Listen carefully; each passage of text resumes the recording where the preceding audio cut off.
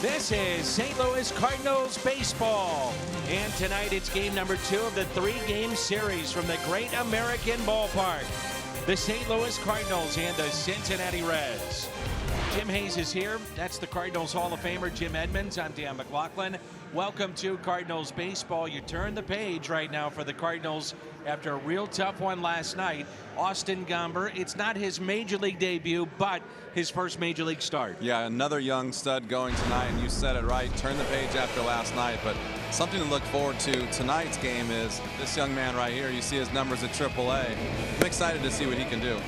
Cardinals look at him as a starter long term, and he'll get the start tonight. Meanwhile, he joins this trio smack dab in the middle. Cardinal starters this series at Cincinnati. Lo and behold, they're all rookies. Daniel Ponce de Leon, boy, was he good last night. Austin Gomber this evening, and an emerging star in Jack Flaherty going tomorrow afternoon. The Cardinals trying to bounce back. One of the toughest losses of the year, no other way to put it. It's game number 2, the Cards and Reds, coming up on Fox Sports Midwest.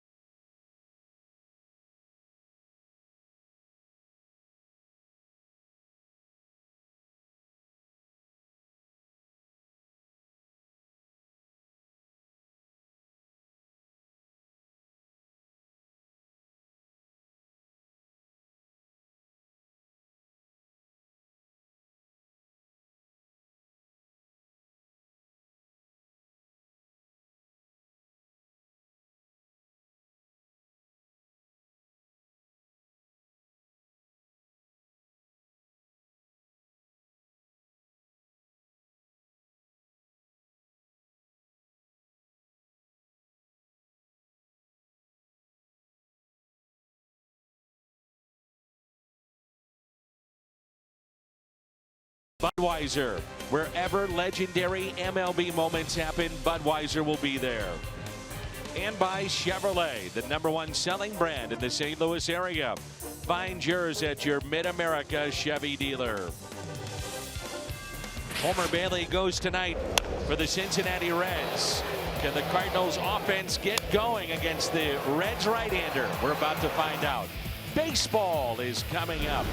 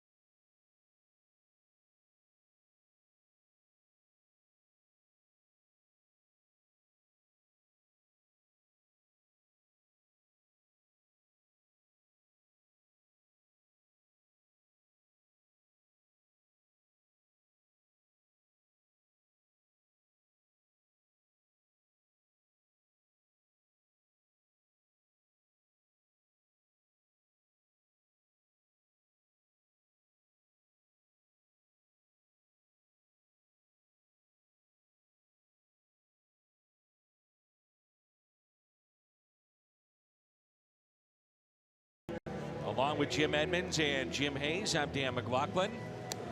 And Mike Schilt, always positive, was upbeat today. You understand what it's like to be a fan. You get frustrated. It's a tough win or tough loss or a game that you grind through, but you got to get through it. And in this case, the Cardinals have to bounce back after game one. His lineup: Carpenter, Molina, DeYoung, Ozuna, Martinez, and Pham. Fowler, Munoz at second base tonight, and the pitcher Austin Gomber. Homer Bailey 1-7. It's been a tough year for him. Well, it's been a tough go, I think, here in Cincinnati for him. I was looking at the starts and ERA, and over 200 starts for the Cincinnati Reds. It has the worst ERA of all of those starters combined in the history of this ballpark or this franchise. So interesting when I read that today. It was a look at his Hyundai pitch arsenal, and the 0-1 pitch to Matt Carpenter.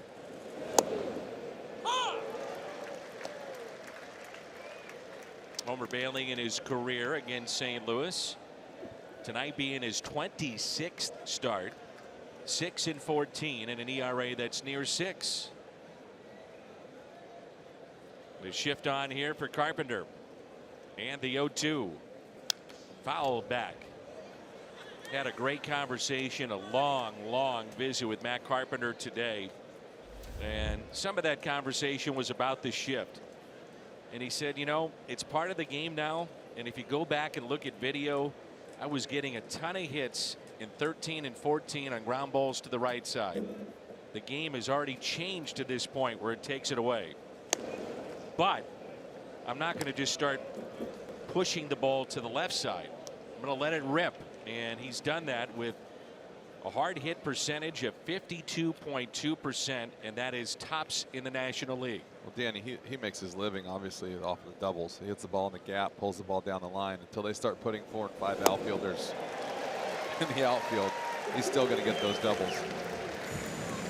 So strikeout of Carpenter, and it brings in Yadier Molina. Reds defensively tonight. Around the Horn, presented by Dobbs Tire and Auto Centers. Duvall, Hamilton, and Irvin in the outfield. Suarez, Peraza, Jeanette, and Votto on the infield. And behind the plate, Kurt Casale. Here's Molina. And a strike.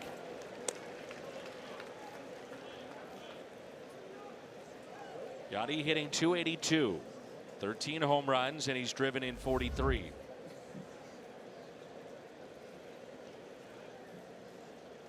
Molina picked up the lone RBI for the Cardinals last night.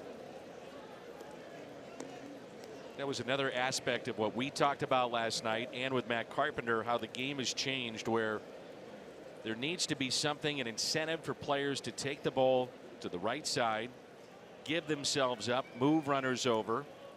But that's not the way the game is played. That's not how players are paid today.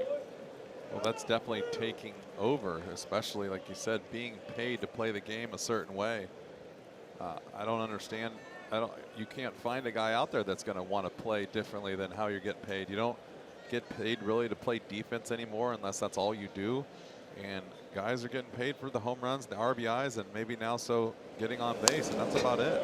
But I mean, it's kind of always been like that, right? Home runs are always the big thing. RBIs, the average. Yeah, it's definitely the team game has maybe gone a little bit to the wayside, just a little bit, because of the way everything's been going. OPS, on base plus slugging, is clearly something that you look at now, maybe before anything offensively with the individual player. The 2-2. Foul back.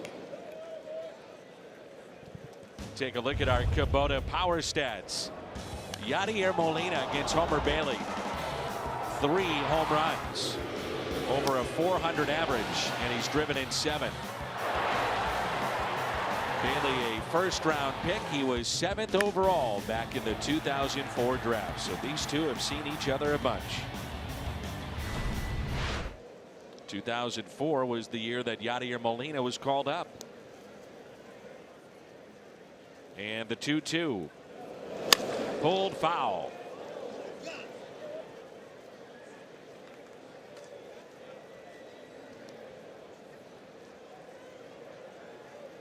A young fan, I believe, just got struck, and Yadi just saw it.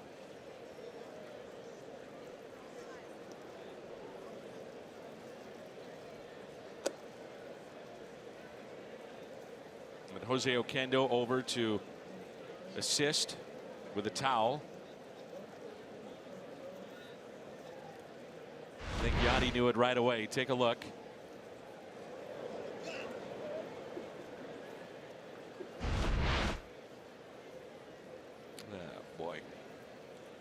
It's just tough when you see it, especially from up here. You see people trying to part ways, get out of the way of the ball, except for they forget sometimes that there's young people down there.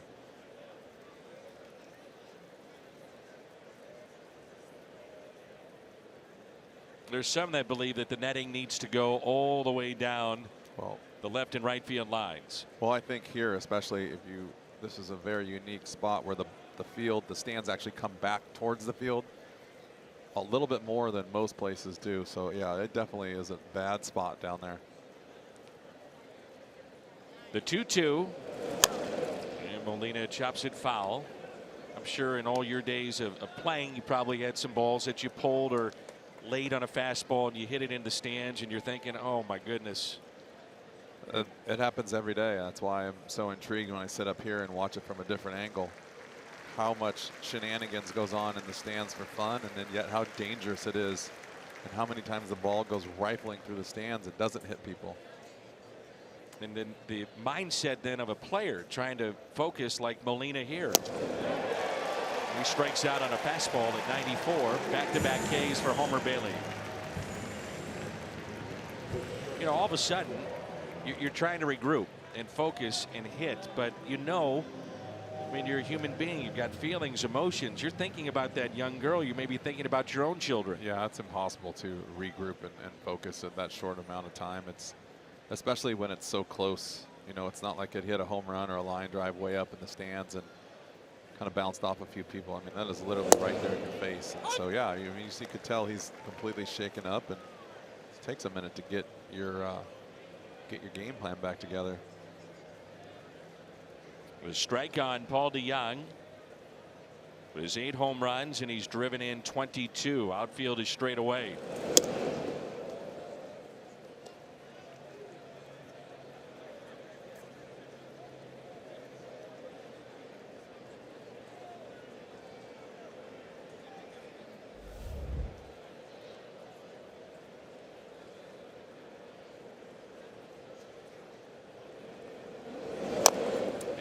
Chopper that rolls foul. And it's 2 strikes now, and the Cardinals shortstop Paul DeJong. As we've seen, it's been a little over a year since Paul has been in the major leagues. Streaky, and when he gets on one of those really good streaks, he can carry a team for a week or two with a lot of power, a lot of those home runs. Yeah, when he gets in a groove and stays back, he really gets some extension and really does some big time damage. Thing about opposing teams is they see that coming and they don't really want to let you do that, so they try to invent new ways of pitching. Obviously going to pitch you in a little bit more, try to keep you off balance, kind of get you out of your comfort zone.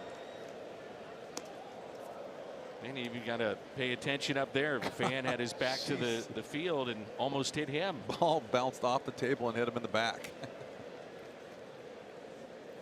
Hey, there's a game going on down here, everyone.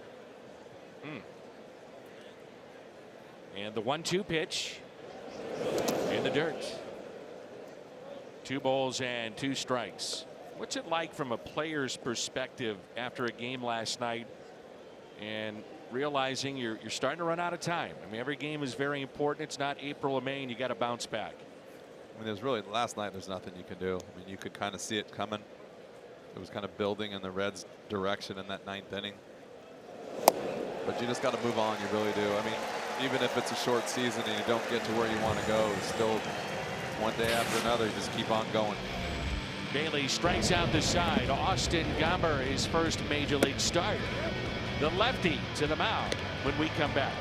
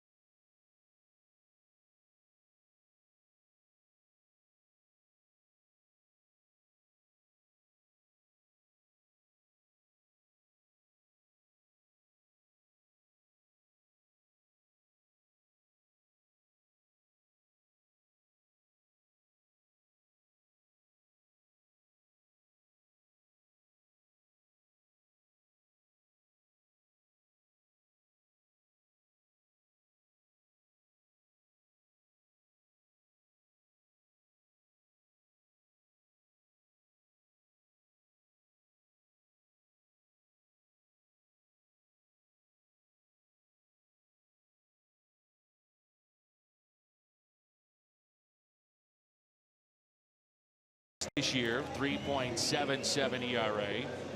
Walked 8, struck out 10. Opponents hitting .231 against him.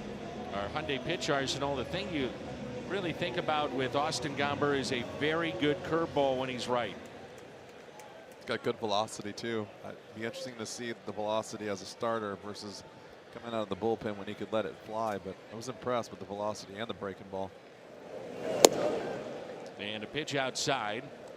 to Jose Peraza.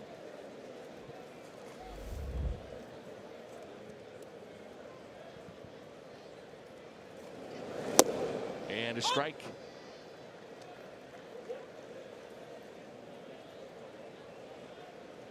Peraza hitting .292, the shortstop tonight for Cincinnati. 5 home runs. He's driven in 35 and hits a ground ball to his counterpart, Paul DeYoung, and he makes the play for the first out. The Reds lineup tonight for game number 2. Peraza at the top, and then Scooter Gennett and Joey Votto.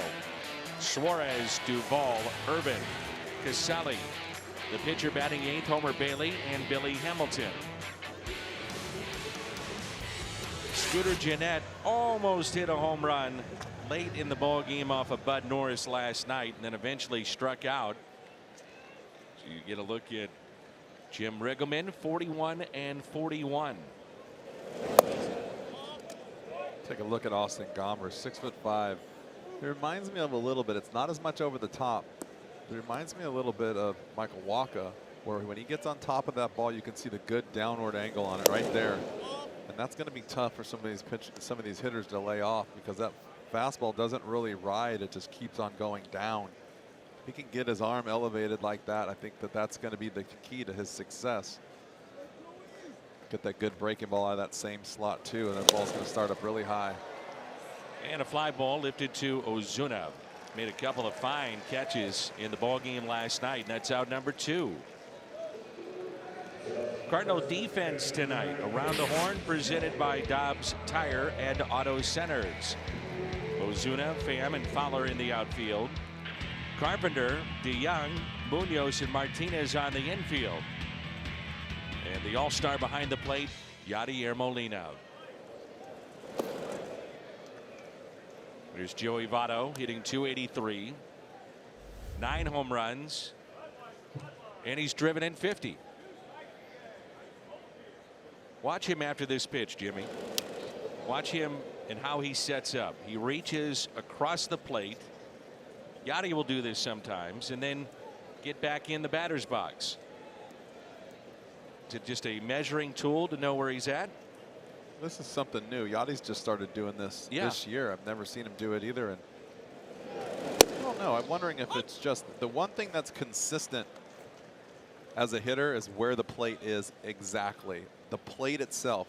When you get in there, sometimes the batter's box is pushed forward, the batter's box is pushed back, and some of them look smaller, some of them look bigger. So I'm willing to bet sometimes when you get over the top of the plate, for your eyesight, maybe it kind of gives you a better comfort zone when you step backwards, because I've felt a lot of times walking in the box from the behind and to the side, sometimes I'll step exactly where I think I should be because of the lines, and I look down at the plate and I'm like, whoa, something's wrong here.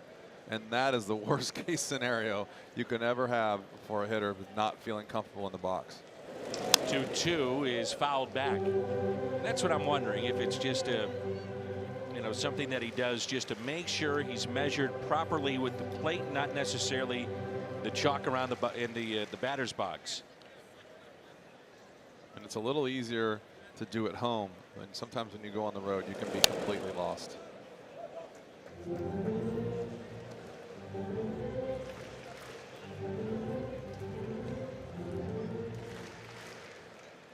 Two and two the count.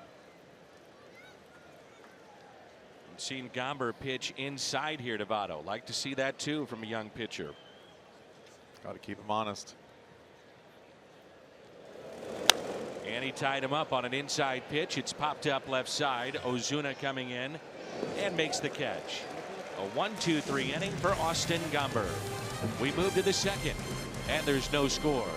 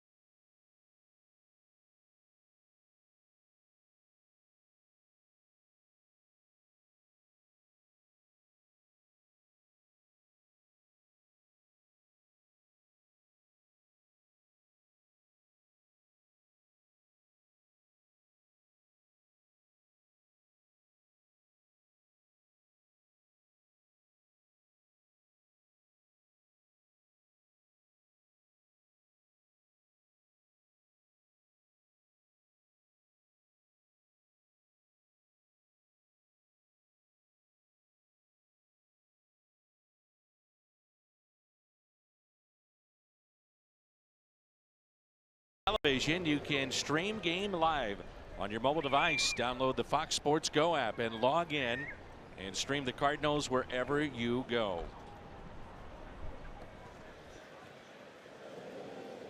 It was a rare pop-up that time from Joey Votto. And here's Marcell Ozuna as we move to the second inning, and Ozuna rifles one out to left. One hop off the wall and an extra base hit for Marcell Ozuna. That's good to see. Ball was hit hard and loud.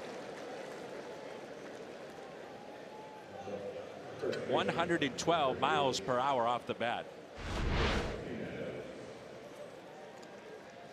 Just a nice short swing. Well, when he barrels one up and everything's right, it's scary. Just haven't seen it enough.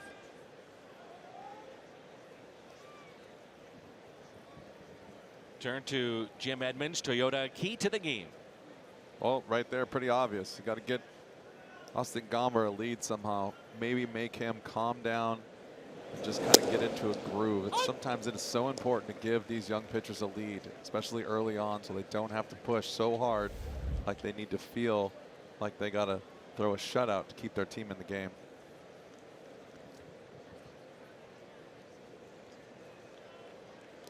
Runner at second is Marcell Ozuna. And the 0-1 pitch now to Martinez. Bailey struck out the side in the first inning, and all three were swinging.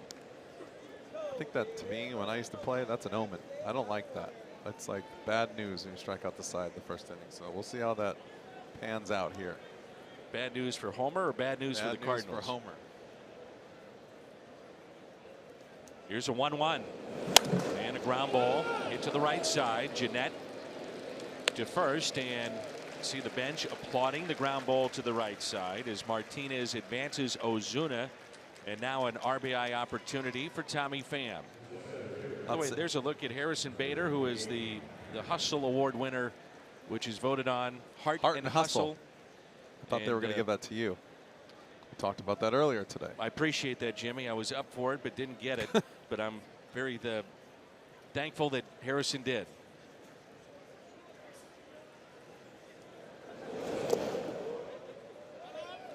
Now that's pretty simple right there, that at bat by Martinez, but I think that's a big at bat by a guy who is still struggling a little bit for playing time. And that's a big time team move, just trying to hit the ball on the ground, move the runner over. Now what you're really pulling for is Tommy Pham just to hit a fly ball, just get the run in somehow.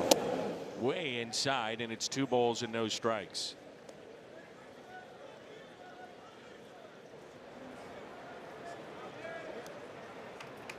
Leadoff double by Ozuna, ground out by Martinez.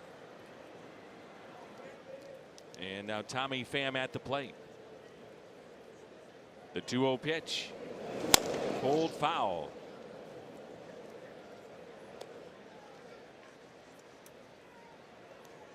I feel like this is the point when you're a hitter where you kind of have to relax a little bit more and not try to have your typical at bat and not try to do too much. Just trying to hit a fly ball. It's almost like a batting practice approach where it's great if you get a hit, but the run is so much more important than the base hit right now. So a simple fly ball, ground ball up the middle is all you need to get done. 2-2.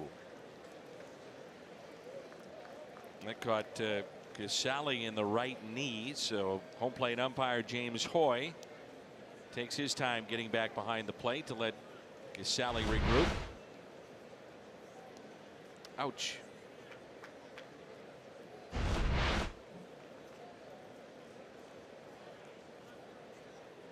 Pham with 11 hits in his last 6 games. 2 balls, 2 strikes. And Tommy pops it up to the right side. Foul territory, the catch made by Votto.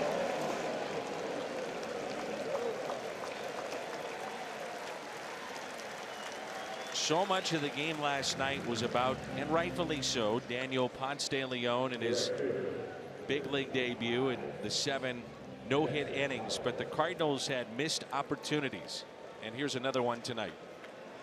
But Fowler can pick him up.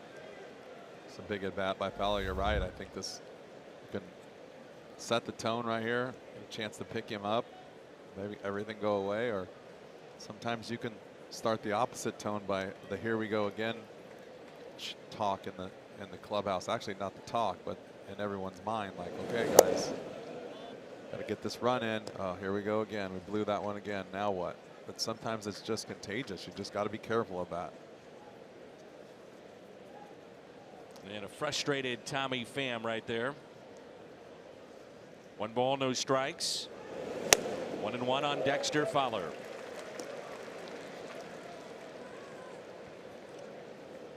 There's no doubt that Mike Schilt is giving Fowler a chance to play and play every day. Good, bad, lefty, righty, doesn't matter. Well, you can definitely see he's gotten a little bit more aggressive the last couple of games. It hasn't really worked out for him yet, but he has definitely looked better at the plate. He's been way more aggressive. That can only turn into good things. 2-1. A shift on the right side of the infield. Peraza near the bag. Shortstop near second base. The next two, the Cardinal right fielder. 3-1. Jairo Munoz at the on deck circle. Homer Bailey, his given name is David, called Homer after his great grandfather. And clearly they did not realize he was going to turn into a pitcher. Too late to change it. Homer. Bob Walk.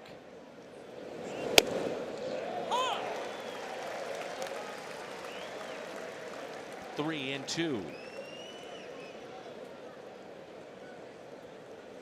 Made his major league debut back in 2007. He was barely 21, youngest Red to debut as a starter since Matt Wilcox in 1970. Inside, and it's a 2-out walk. Bailey thought he may have had the strikeout. Instead, the inning is extended to Munoz.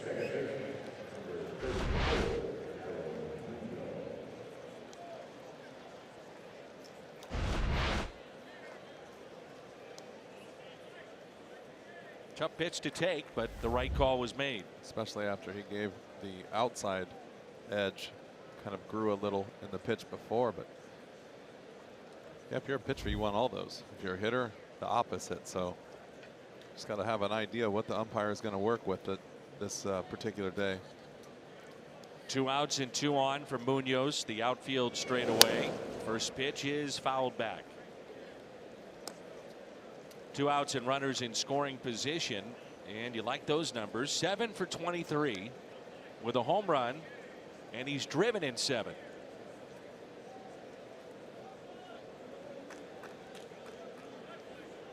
Inning started with a double by Ozuna. Ground out, pop out, a walk to Fowler, and the 0-1. Munoz with a fly ball into right. That'll carry to Phillip Ervin. Cardinals strand a pair. We're midway through 2 from the great American ballpark.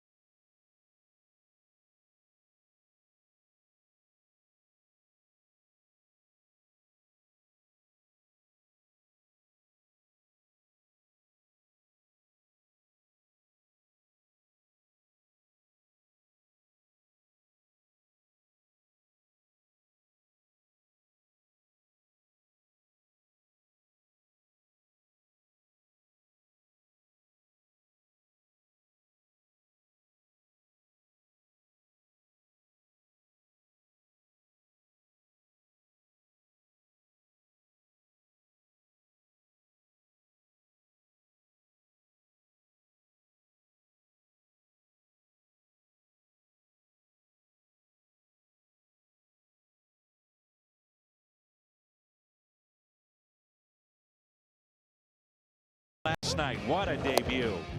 7 innings, no hits, struck out 3, walked 3, 116 pitches. And with more on that, let's check in with Jim. And today, to make room for Austin Gomber, Ponce de Leon was optioned to Memphis. Ponce told me he knew it was coming. He was expecting it. He said he knew even with throwing 7 innings of no-hit ball in his major league debut, he's probably going back to Memphis. He told me after the game last night, I kept looking around to see if someone was going to tap me on the shoulder saying Mike Shildt wants to see you in his office. He didn't find out he was going back until this morning when Shildt sent him a text. Shildt wanted Ponce to have a little time to enjoy what he had just done. As for being pulled after 7 last night, Ponce de Leon told me it was the right call. 116 pitches is pretty deep. Plus, I was due up, and I'm like, oh, for $1 million. Dan, I'm pretty sure we'll be seeing Daniel again before too long.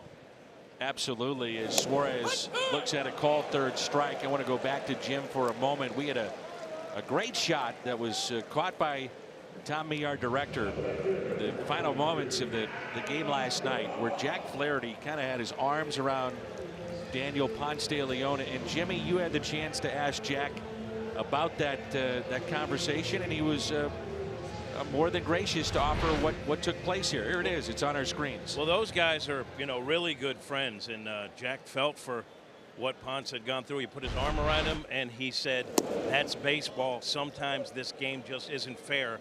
There are no words to describe how good you were tonight. Good stuff.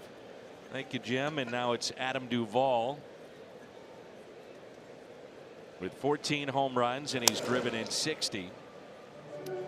And that's a foul ball near the area where the young girl was hit by the line drive. And we get word that she will not need stitches. And the stadium ops folks were more worried about her mother because she is queasy at the sight of blood. But the little girl's going to be okay, and that's wonderful news.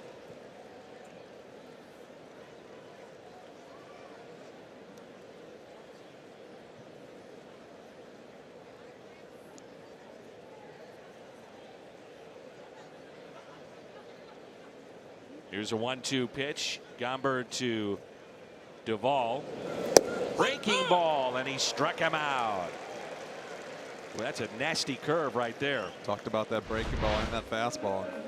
So you start throwing fastballs, you start challenging guys on the inner half, start making them think about that fastball. And all of a sudden you have that nasty breaking ball to go with it.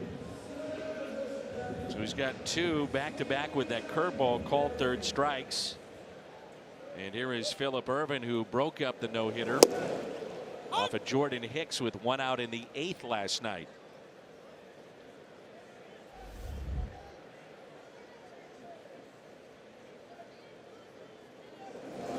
That's fouled back.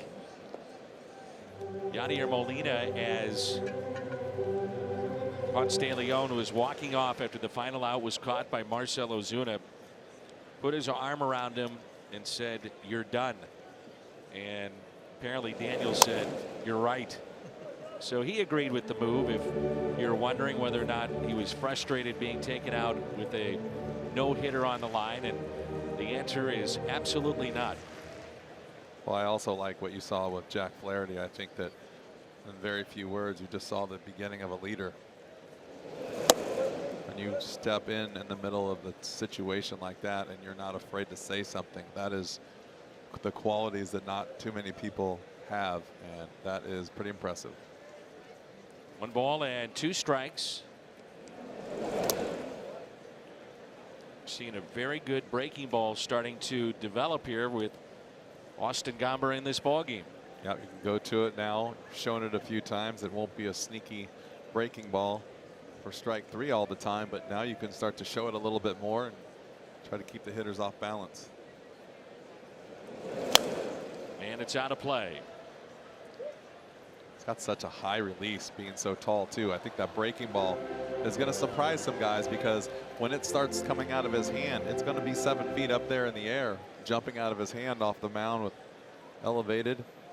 The breaking ball is going to look like it's starting way over guys' heads. Don't be surprised if you don't see it. coming up in this next pitch. You know, he was primarily a fastball, curveball pitcher coming out of the bullpen, but he's mixing in the changeup a little bit here, and he strikes out the side. So the swinging strikeout of Phillip Ervin. He got Suarez looking on a curveball. How about another?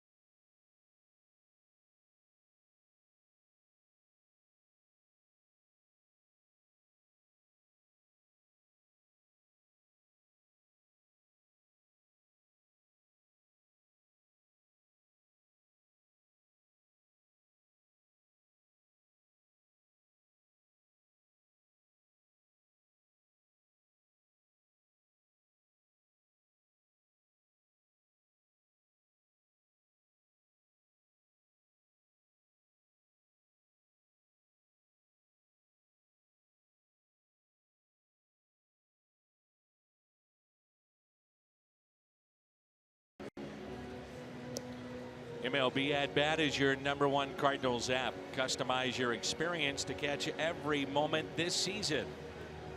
Cardinals home screen icons, features such as the MLB.TV Game of the Day and much more. Download MLB At Bat today. Here's Austin Gomber now at the plate. No score, top of the third.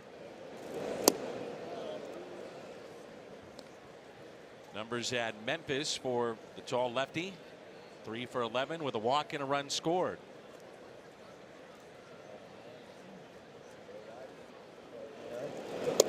That's a lot better than Ponce de Leon's 0 for a million. And I haven't seen him swing yet, but I think it's better than Ponce's.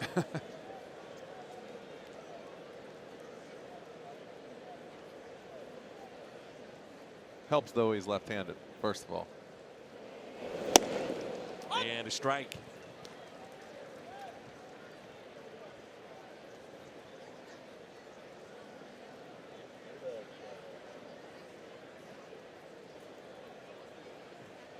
The 2-1 pitch to Austin Gomber.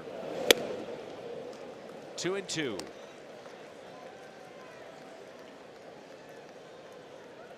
Homer Bailey signed a 6-year, $105 million contract back in 2014. So he signed through next year, a mutual option for 2020. Before the contract, he was 4 games above the 500 mark, and since then he's had 18 wins, a total of 18. The swing and a miss. First time through the lineup in 4 strikeouts for Bailey. Archaea drive to success. Matt Carpenter during his 8-game hitting streak, an average of 500, 8 home runs. He picked up another double last night. Leads the National League in extra base hits.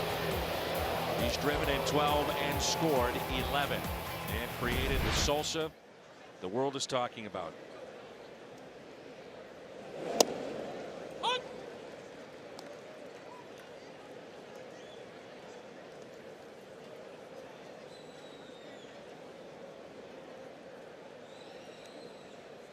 The shift is on, and an 0-1 pitch.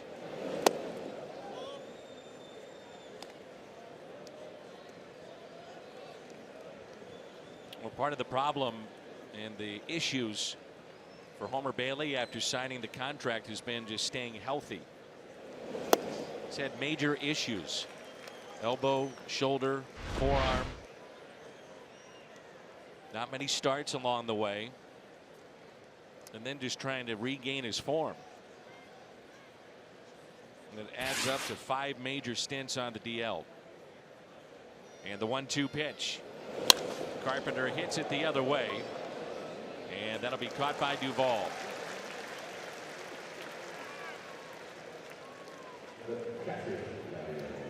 And it brings in Yadier Molina. Struck out swinging first time up.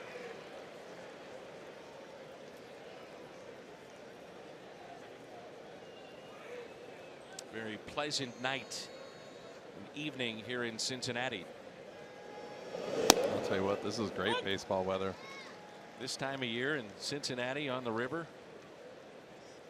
Normally it's about 90, 95 degrees. Take this anywhere. This is Dodger Stadium weather right now. 0-2 the count.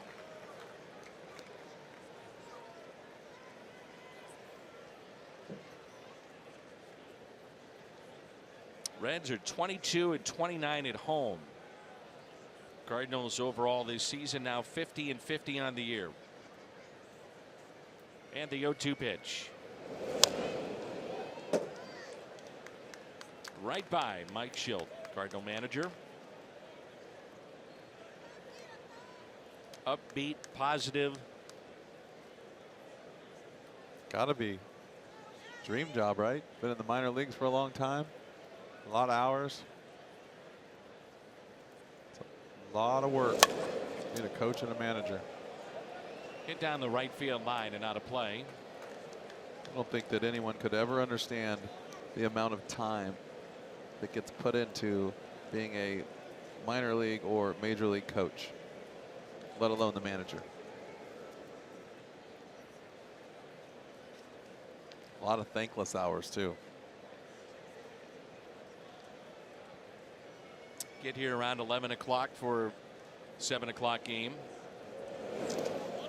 And most of the time not on the bus on the way home, which is a solid hour after the game's over. Not done and out of here yet.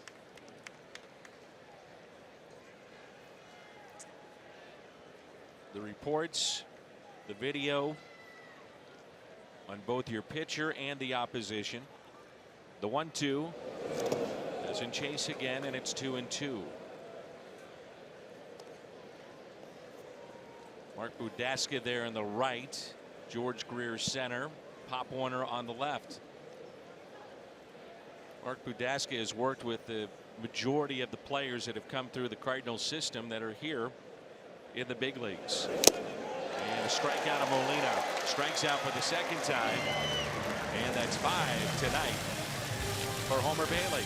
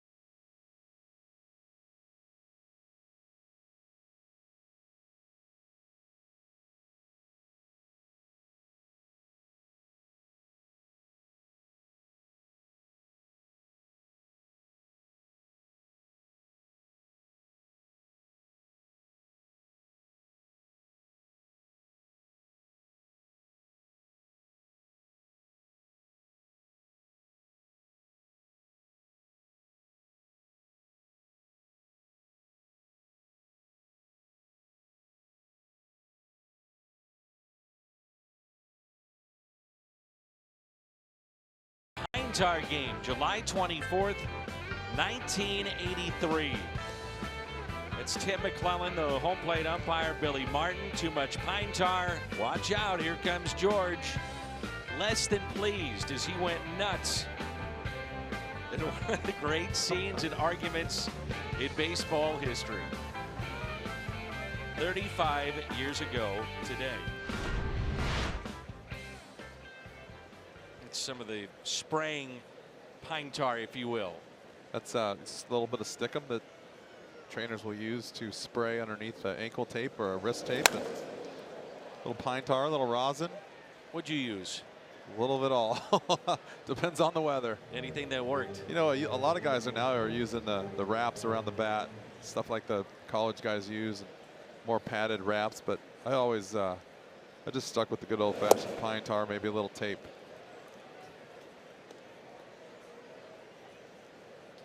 Ow. You let Jim Hayes up in the booth and he tries to bang my hand off. Take it easy, big guy. Gave him a fist bump, and Jimmy just a little overzealous. Boom. How about his reporting tonight? Outstanding. Outstanding every night. Outstanding.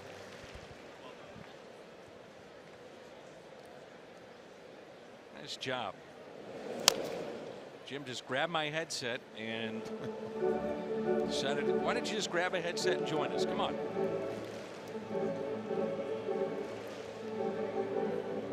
Do a little three-man booth this inning.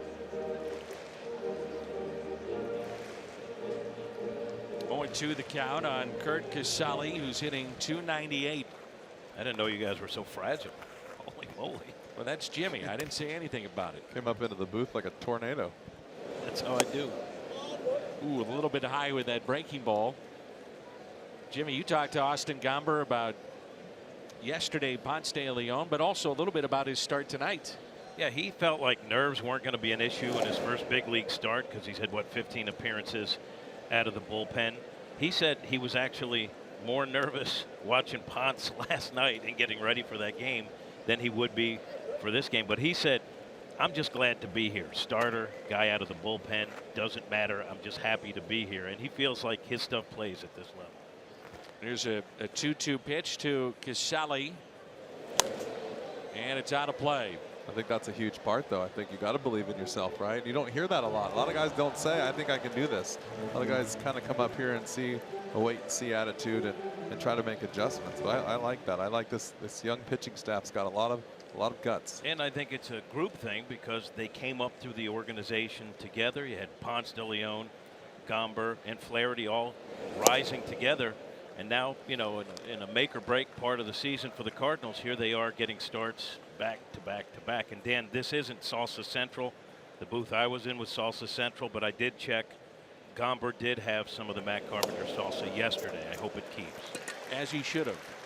First base runner of the night for the Reds. It's a leadoff walk. It brings in Homer Bailey, the fourth of 6 autograph nights coming up. Presented by Academy Sports and Outdoors.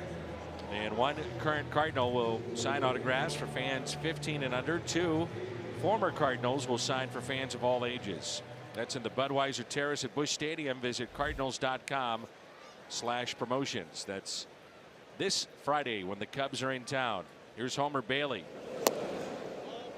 Jim touched on something I thought was pretty important and pretty obvious, but needs to be said again. I really like the fact that these 3 guys, not only are they pitching in 3 consecutive days, but they've come up together. Hopefully they'll stick.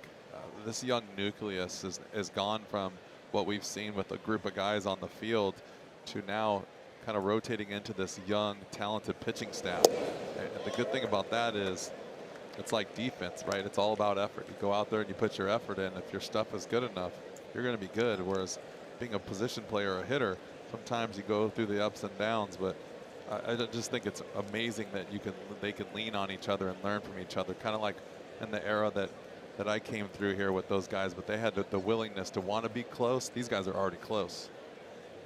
The 2-0 pitch, and it gets through Molina. So Casale to second base, and it's 3-0 on Homer Bailey. The guy who felt the worst about last night as we take another look at how it gets away from Yachty was Bud Norris. He said right after the game, Bud is a guy that doesn't go well. He's at his locker and he's ready to face the media. But you could see on his face, and that's the first thing he brought up, is the game got away and he felt like he let Ponce de Leon down. Was flipping through the TV last night. Daniel Ponce de Leon was making the interview circuit. MLB, ESPN. I think he was on CNN today. And you had the chance to visit with him today, didn't you? Yeah, he told me that he has an old cell phone, and because he was getting so many texts and so many notifications from Twitter that the battery wore down in like 2 minutes, and he had to sit there with the phone in the charger. Otherwise, he would have lost power. And that's a walk to Bailey, and back-to-back walks. But he was saying he got texts from family, friends in Florida, old high school teammates, 4 different sets of teammates in college because he went to 4 different colleges. Right. He said he just couldn't sort through everything, and then he said on Twitter it was just blowing up. It's a good problem to have. Yeah. For now. And then it just becomes annoying and irritating, and you change your phone number. Back-to-back walks, and here's Billy Hamilton. He's in the 9th position in this lineup. Switch hitter hitting .221. This is where he can put a lot of pressure on the Cardinals defense. And that pitch taken high.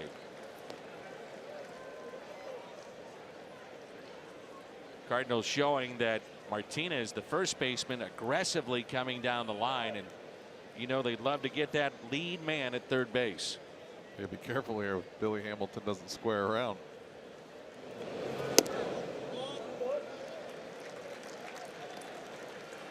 Two and 0. And Mike Maddox now out to visit. Cardinals, Jim Hayes got some news on Carlos Martinez, and that's good news concerning his health and when he may start again. Yeah, he threw today just a catch, but the plan, according to Mike Schilt, was a bullpen Friday, and if all goes well, he could be back in the starting rotation starting Monday. I asked Carlos how the oblique is and if he thought he would be ready to go, and though he's shaking his head no here, he told me with a big smile on his face that he felt like he's going to be good to go. And the rotation for the weekend after the off day Thursday: Weaver, Mike List, and Keane. 2 balls and no strikes. Good thing you came up here. Full of all kinds of information. Danny's down there.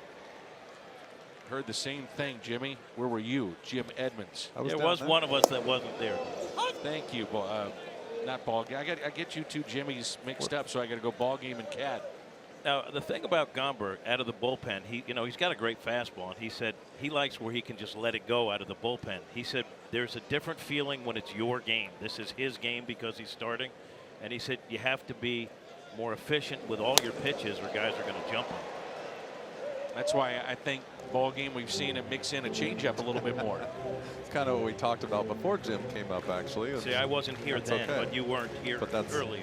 It's a great thing that you brought up because it is a different game, I believe, and you can see already the velocity is a little bit lower, trying to maybe work on more location and being more effective and efficient, because out of the bullpen, you're right, come in there for a couple of hitters and you can just let it go. There's a strikeout of Hamilton. He may have hurt his shoulder. He was holding his right shoulder, and it's something that did not look comfortable walking back to the dugout. You know, if Tim McCarver were here, he'd say, "Good catch, partner." You don't miss much. I'm going to give that to you. Thank you, Jimmy. Here's Jose Peraza. But I got to tell you, I mean, you're playing better. You got to stay in the game. It's the big leagues, man.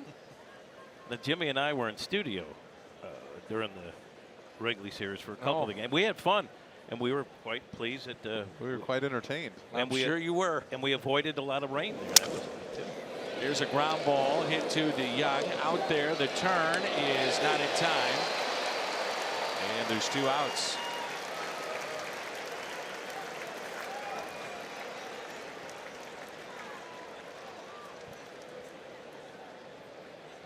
Bailey went pretty hard into second base.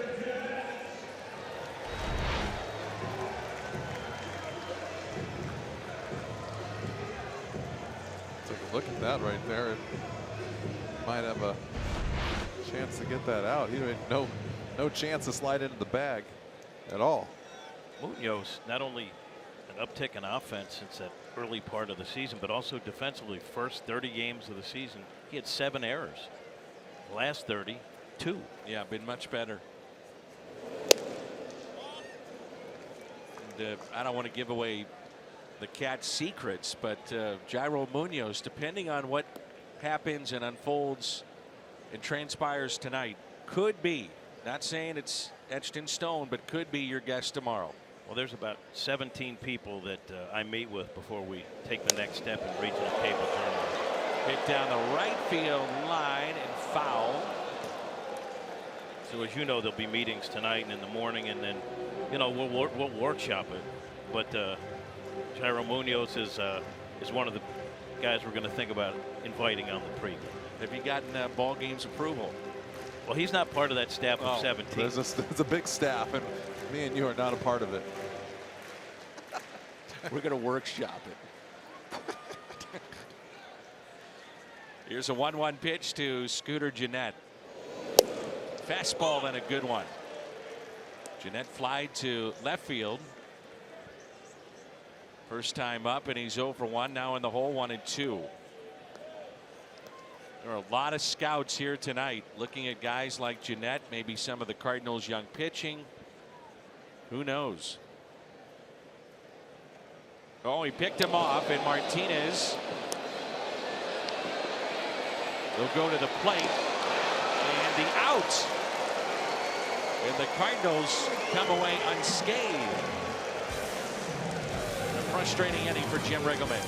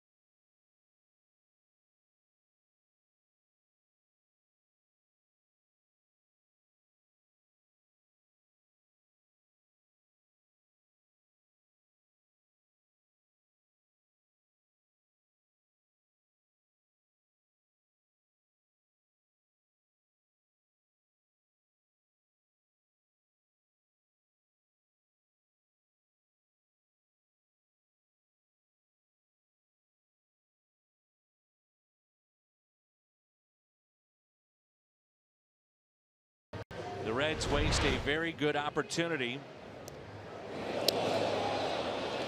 Did Martinez commit too early there? Well, probably so. And the Young threw a strike to the plate. The end all result is the most important thing, but maybe not how you draw it up on the drawing board for the first baseman. But nonetheless, got the out. And that's what's most important. No score in the top of the 4th. It'll be DeYoung, Ozuna, and Martinez. What happened to the Cat? The Cat is out of ammo, as he said. He burned all of his notes in 1 inning. Emptied the tank. And a strike.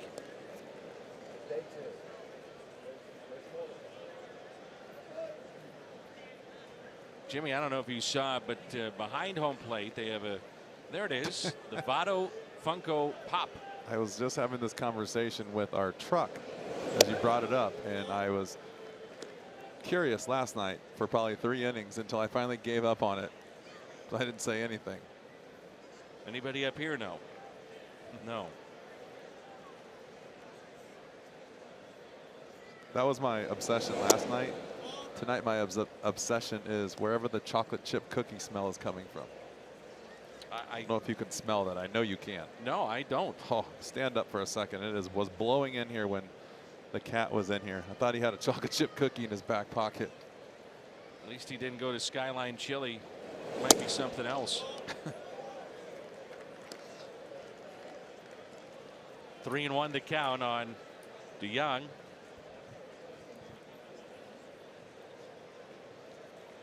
It's a collectible figurine.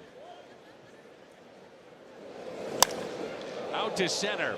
Hamilton back, and it's off his glove.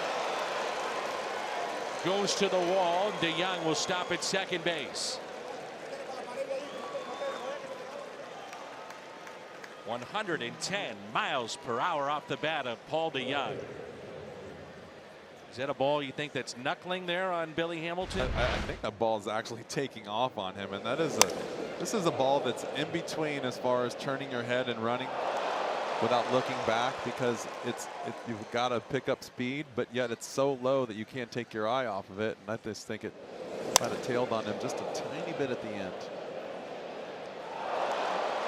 You're right, it might have been knuckling a little bit. The ball was hit hard. And now it's Marcell Ozuna. Leadoff double, not ruled in error. It's a double for DeYoung. And Ozuna doubled to left center back in the second inning.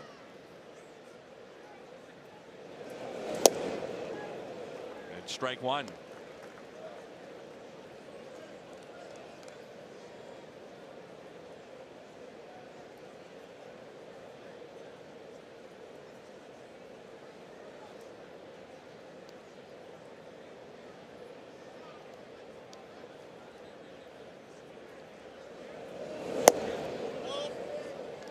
Missed barely.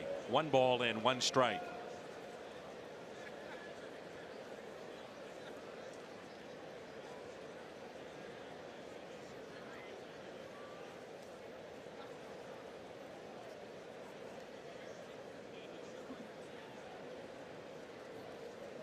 Here's a 1-1 pitch. Jimmy, take a look at the hands of Marcell Ozuna. And I'm not sure if I'm correct with this, but I'll ask the expert. It seems to me they have raised his hands ever so slightly, where it was more down by his belt, now more up by the letters. Well, I think the key to hitting with your hands is for, first of all, comfort. But if you put them in a spot where they have to get to another spot to get started, then it's going to slow you down a little bit. And sometimes your comfort level as a hitter will pull your hands down away from the hitting area, so to speak. As what I'm saying is, if you sometimes drop your hands, but then you notice on film that when you get going again, you have to raise them up to get in good hitting position, and then you kind of lose track of where they're at. So sometimes you have to raise them back up to keep them from just moving too much. The 2-2 is pulled foul. You've noticed, I think Colton Wong did a really nice job in the last couple weeks with the adjustment, where he's now talking about staying back, but I think he's done a nice job of raising his hands and keeping them still. You can see where he still does go down but back up. The key would be to try to stay in that general area as much as possible. The 2-2 pitch to Marcell Ozuna. And Ozuna hits a fly ball into shallow right. Phillip Ervin with the catch.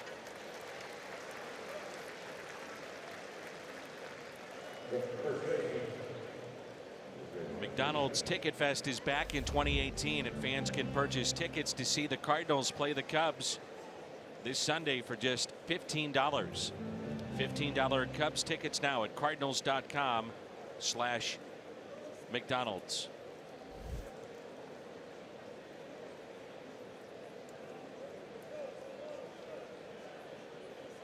Jose Martinez grounded to second, first time up. And he hits it out of play. Hot potato.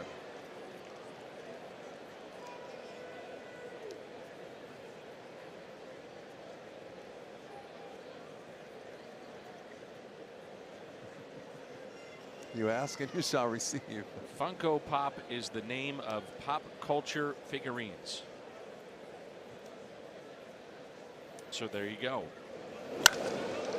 In the gap in right center field, that ball is down. DeYoung will score. Jose Martinez drives him in to make it 1-0 St. Louis.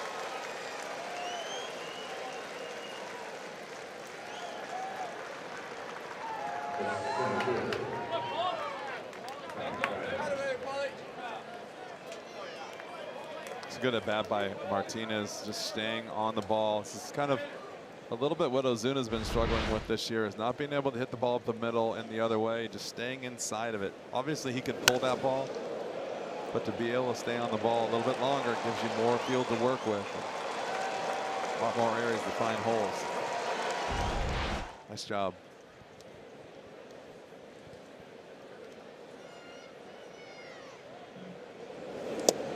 And a ball to Tommy Pham. Came up with a runner at third and one out back in the second inning and popped out to Votto.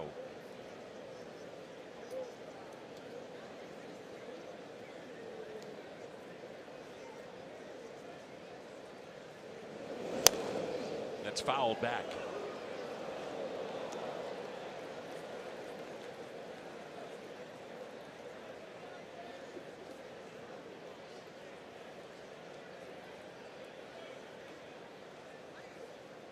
One ball, one strike. Tommy Pham.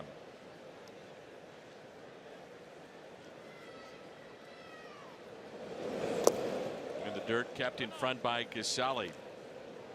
Mentioned tomorrow Jack Flaherty going for the Cardinals. Being a day game and an early start St. Louis time. 11 a.m. with the pregame show. You can see that one-on-one with Jairo Munoz.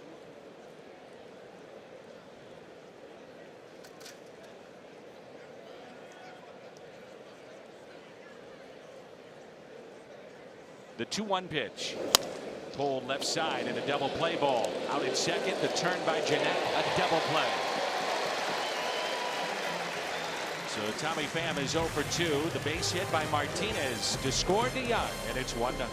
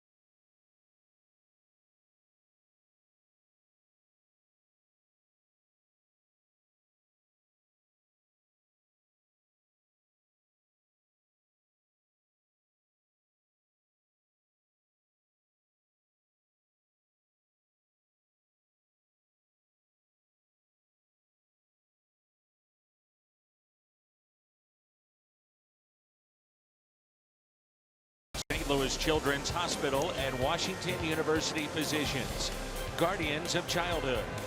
And try the $4.99 Jack's Spicy Chicken Club Combo with toasted sourdough. New from Jack in the Box. Scooter Jeanette with a fly ball to left field. Ozuna backs up a few steps, makes the catch, and there's one away.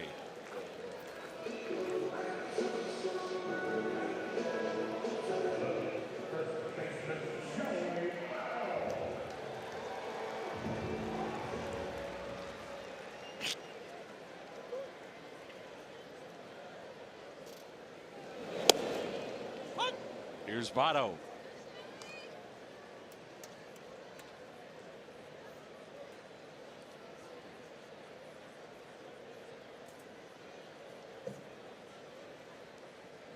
Big gap in right center, and the 0-1 pitch. It's a great test for Joey Votto here with a young man that's throwing the ball well, and what a test for Austin Gomber on the other side.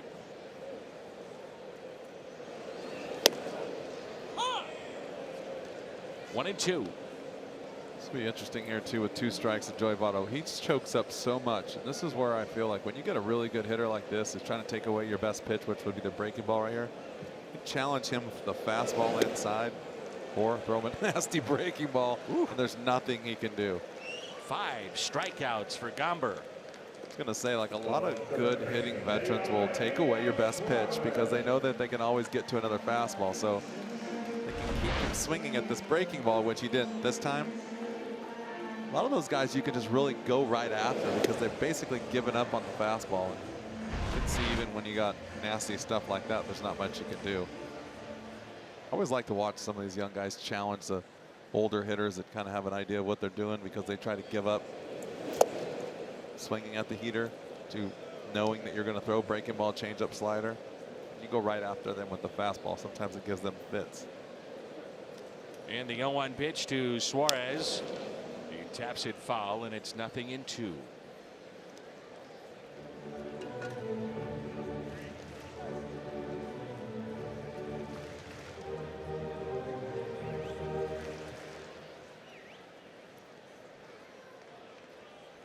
The 0-2 pitch. Seen his ability to pitch inside to right-handed batters. We've seen a good breaking ball mixing in a changeup. And the 1-2 pitch to the slugger of the Reds. Struck him out. Back-to-back strikeouts, and 6 tonight for Austin Gomber. A 9-pitch bottom of the 4th. And it's 1-0.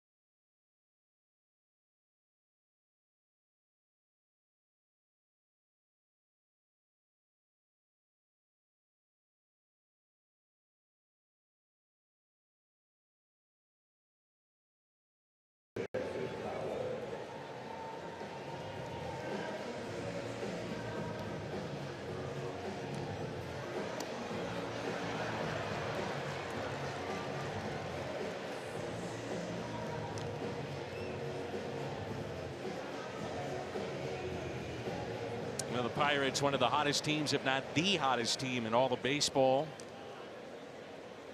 And you think about, teams making runs, and the Cardinals have not had, and I'm not saying a 10-game winning streak, but they haven't had that big run yet.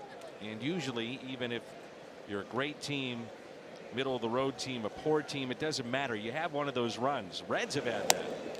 Cardinals still have not had that. That's something to keep in mind. Yeah, it's definitely something that will catapult you towards the top of the division, but you're right, they haven't really jumped on everyone for a while and played that 2-week stretch where they've won 75% of the games, 80% of the games. So interesting to see a little bit of pitching showing up here, and see if that can't push them over the top. There's an 0-2 pitch to Fowler. He hits it out of play. Walked back in the second inning.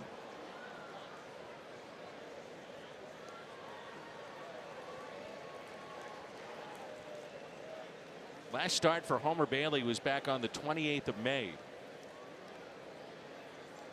He had allowed 15 home runs prior to that last start. That led the National League at that time, then went on the DL. Reds even thought about using him as a reliever. Tried that in the minor leagues. Did not work out. And now here he is in the big leagues, back in the rotation. I think the thing that really has hurt Homer Bailey, other than obviously one being hurt and not being able to come back and really get into a groove over the past few years, he throws a lot of fastballs and doesn't have pinpoint control. And talk about it all the time about how your fastball pitchers get hit in the big leagues because it's a fastball league. You can't have pinpoint control in situations where you need it behind in the count against big hitters, your 3 and 4 guys in the lineup, even your 2 guys in the lineup. You're going to give up home runs, and that's hurt him. 2-2 pitch. And Fowler lifts a fly ball out to left. That'll carry to Duvall. That's out number 1. Tuesday, July 31st, 20,000 fans ages 16 and older take home July's T-shirt of the month. Extra special pays tribute to Red Shandies. Cardinals.com/promotions.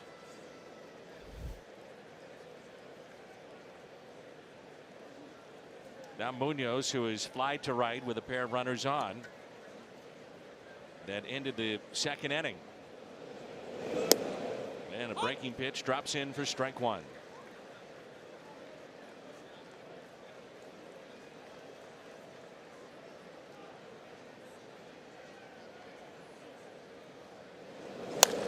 And a fly ball lifted near the corner in right, drifting over Irvin, and makes the catch on the run and on the track. Nice play by Phillip Irvin in right field. It's a nice play. He had to run a long way. That ball is slicing away from him the whole time. See, he has to get all the way in that corner. The thing about right and left field is the ball just will keep running from you into the corner and tail and tail and tail. Sometimes it feels like you're never going to catch up to it.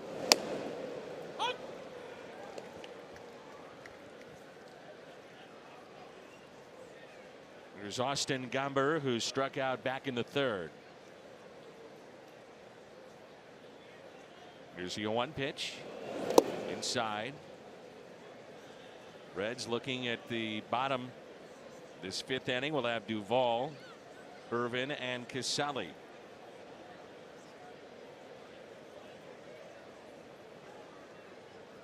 Center field, Hamilton, very, very shallow. The 1-1 pitch. Cardinals have to be thrilled with what they've gotten. And last night, Ponce de Leon. Tonight, Austin Gomber. Jack Flaherty has emerged. He'll go tomorrow. The 1-2 pitch. And a chopper. Bailey will take it himself. And steps on the bags. He tells Votto, get out of the way.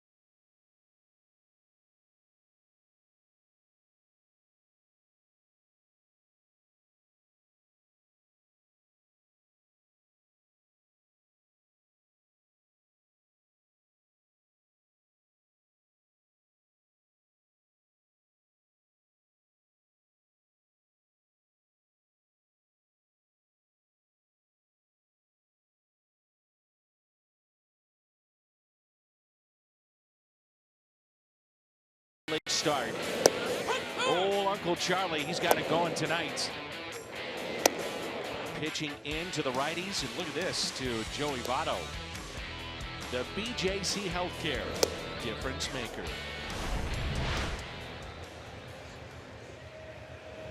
Well, this is what the Cardinals wanted, no doubt. Get more maybe than they even thought. I mean, you know what he's got. You've seen him in relief. Give him a chance to go out there and get himself into a situation where he's into the game, to create his own patterns and use all of his pitches, and so far so good.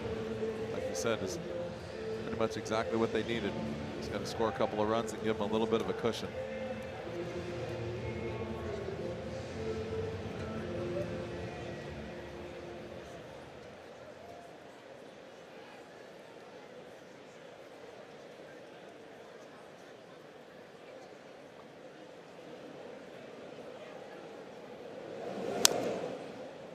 It's pulled foul, and we're underway in the home half of the fifth.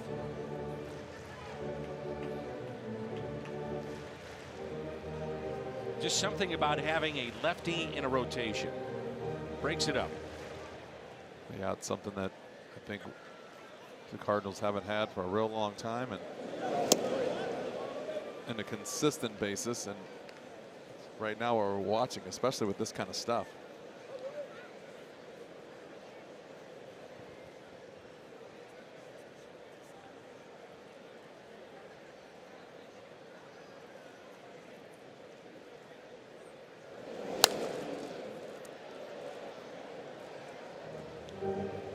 Nothing into the count on Duvall. Struck out on a curveball looking back in the second inning.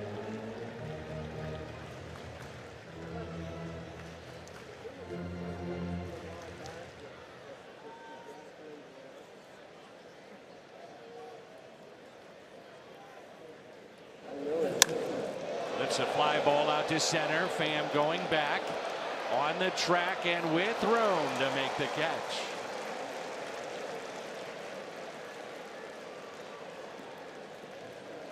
It's the first real breaking ball he's left up in the zone, and almost caught up with it right there.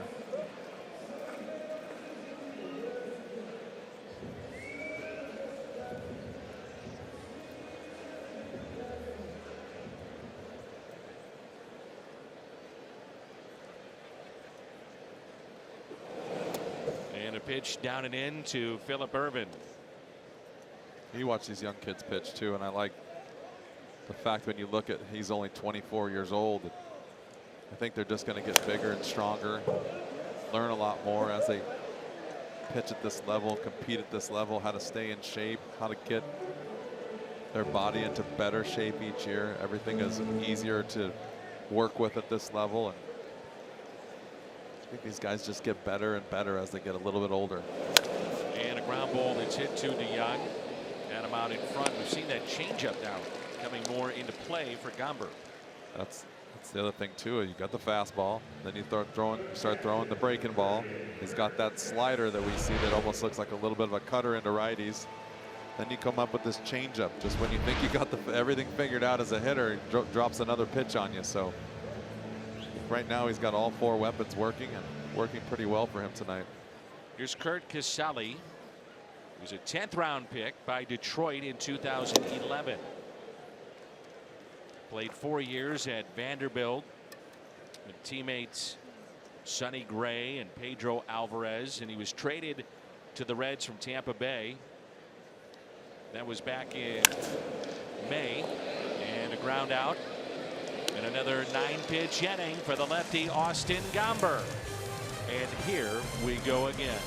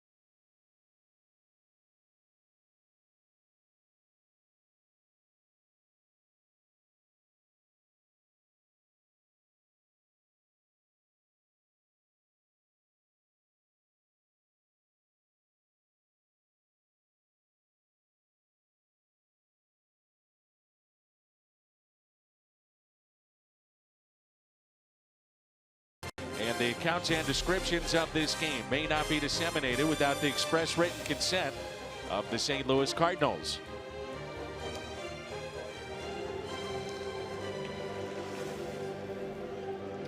The veteran leading the rookie. Talking about Yadier Molina and Austin Gomber. And sometimes it can be the other way around too when you're thinking about pitching, when the pitcher's on the mound and you know he's in a groove and feeling good, calling his game. Just as many catchers would tell you, it's a suggestion that they put down for the pitcher, not exactly what's to be thrown. That's how it's supposed to be, especially at this level, right? Pitchers at this level should know what they need, especially Yadi doesn't catch guys a lot yet, come up from the minor leagues. It's hard to have an idea of exactly what they got a feel for. So they got to come up and they got to listen to Yadi, but yet also know what's best for them that night. There's Carpenter, who is struck out and lined out.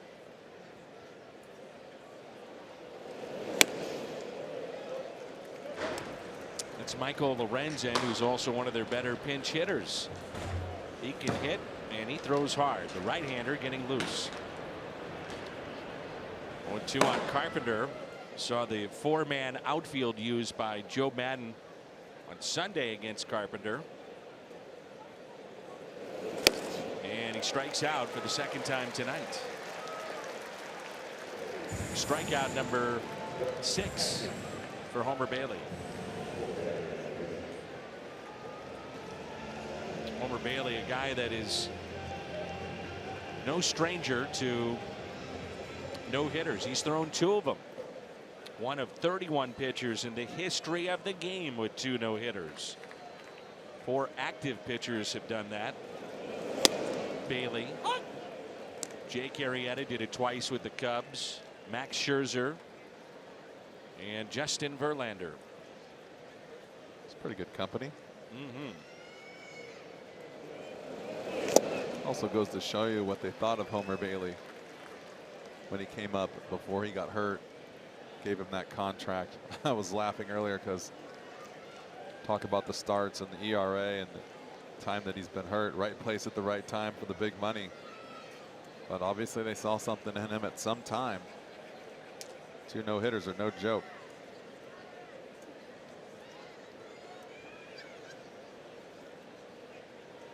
He was the 2004 National High School Player of the Year. As Molina serves it into right field for a base hit. Good job of hitting on an 0-2 pitch. And now it's time for Built for Baseball. Brought to you by T-Mobile. The Cardinals' 4th inning. A double off the glove of Hamilton. And then Martinez, a base hit into right center. And for Jose Martinez, RBI number 57. That made it 1-0. They're not going to have enough salsa to go around this clubhouse. You see everyone giving the salsa vibe after a hit now.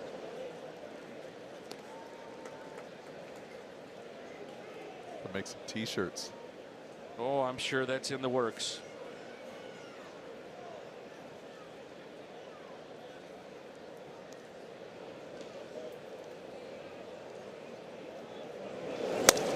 Young with a fly ball into center, sinking, but the catch is made by Hamilton. That's out number 2.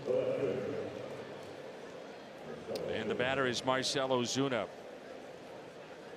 Ozuna tonight, double to left center, also fly to right. And it just looks like you were a great hitter, nearly what, 400 home runs, and I think career average of 287 for you. It looks like to me he's seeing the ball better. Oh yeah, you can definitely tell the ball's being squared up more up the middle. I don't know. I just feel like when you see a guy who's very confident, he's more calm at the plate, a little bit more still at the plate.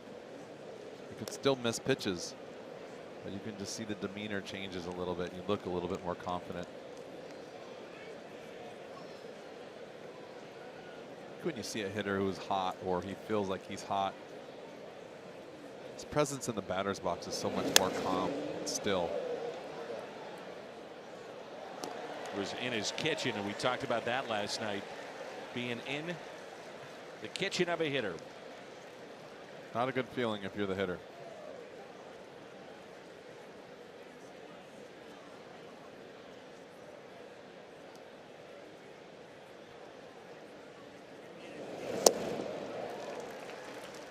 Two strikes on Ozuna.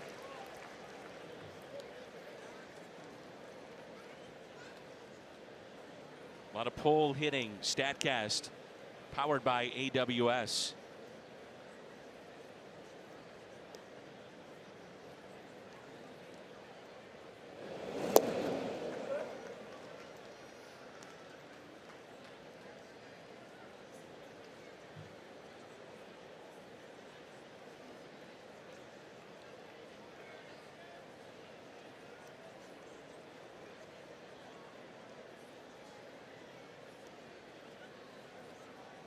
The 2-2 pitch. Molina is running. Great jump and a strikeout.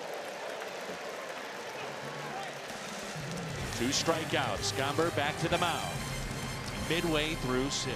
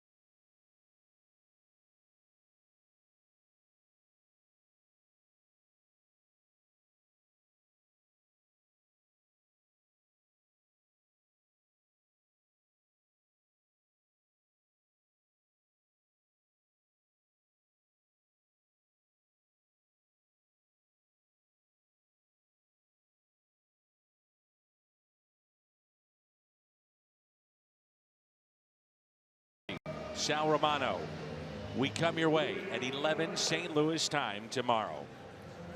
But right now the focus on Jack Flaherty, the lefty, or rather Austin Gomber. Jack Flaherty going tomorrow, but Austin Gomber, the lefty, pitching wonderfully well.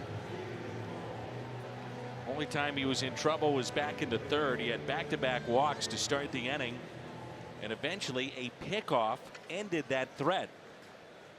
And that has been it.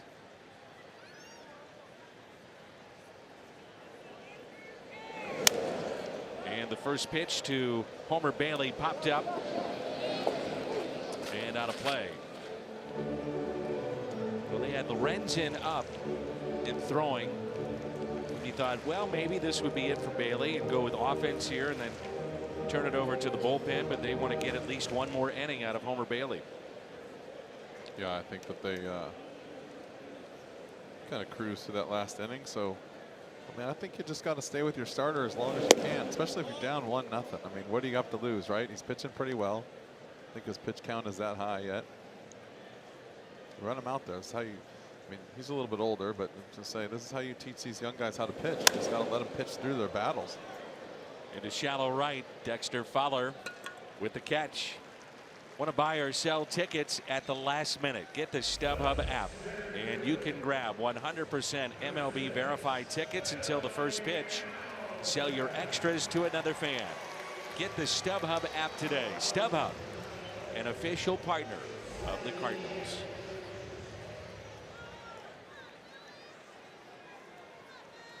Now Billy Hamilton.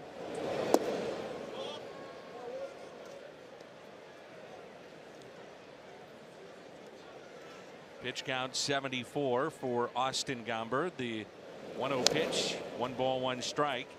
Hamilton struck out back in the third, and Austin has struck out 6.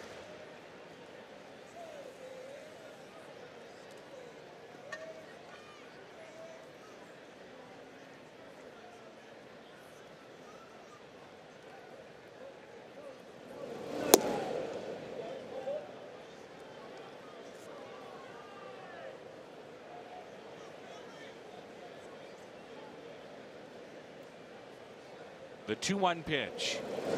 Hamilton grounded to third. Carpenter makes the play.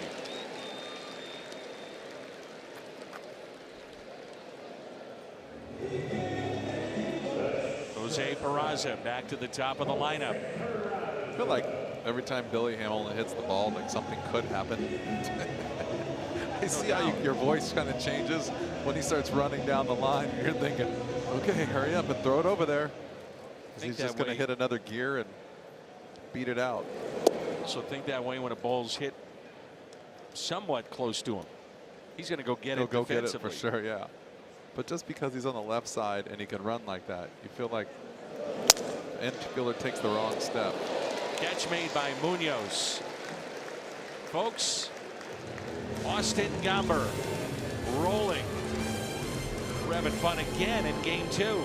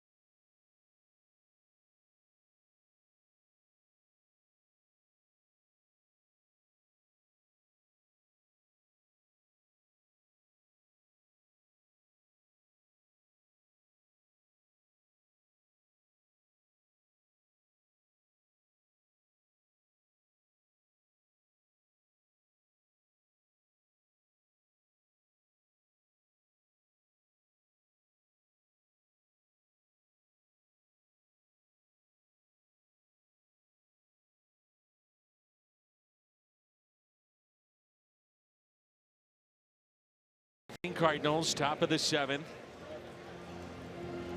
As Jose Martinez will lead it off, followed by Tommy Pham and Dexter Fowler.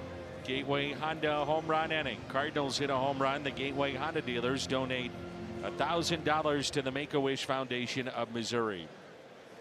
The gorgeous night here in Cincinnati.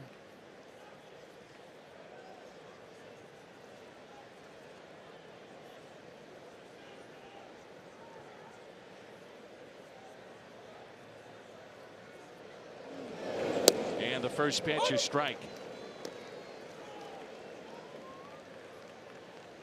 Martinez grounded out to second, and also an RBI single to right center to score Paul DeJong.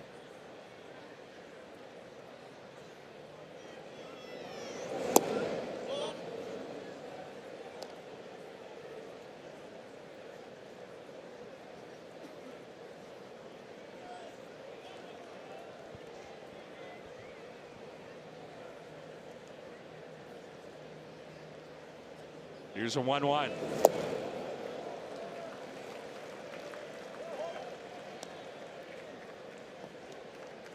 Each of the last 3 innings, Austin Gomber has thrown 9 pitches in each of those innings. Very, very efficient. 1 ball, 2 strikes. Pitch number 100 for Bailey. It's sharply to the right side and a charity hop there for Scooter Gennett.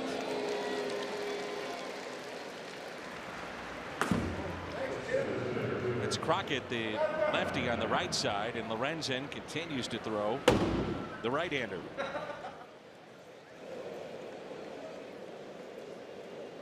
Tommy Pham came up with a runner at third. And one out back in the second inning. Popped out to Votto. Cardinals could not score. Grounded sharply to third in the fourth. A 5-4-3 double play.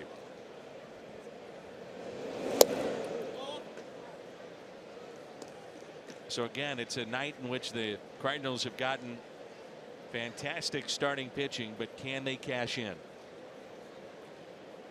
Some missed opportunities cost them in game one. We'll see how game two unfolds. The 1-0. Nasty changeup right there. It's a good pitch right there in a fastball count. Behind 1-0. Tommy Pham looking dead red. Not thinking about the changeup.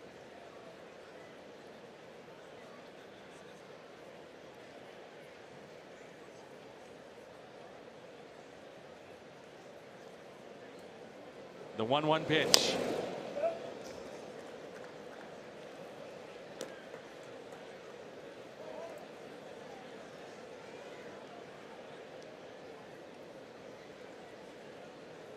One and two the count. Homer Bailey, the starter of the Reds, pitching here into the top of the seventh. A count of 1 ball, 2 strikes on Tommy Pham. And a swing and a miss. Strikeout number 8. The Chevy Fox tracks Bailey to Pham.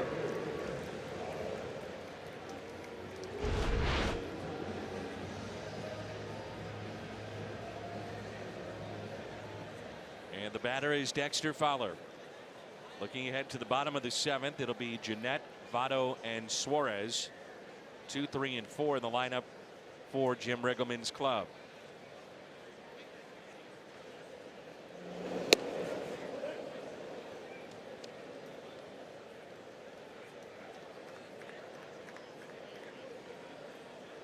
Two outs.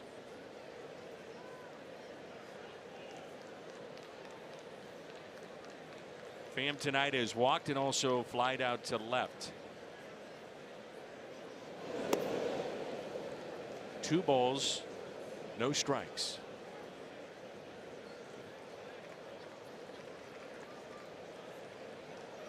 This would be a good time for Dexter to get out in front of a fastball. Just thinking that. Started a little bit early and see what he can do. The 2-0 pitch.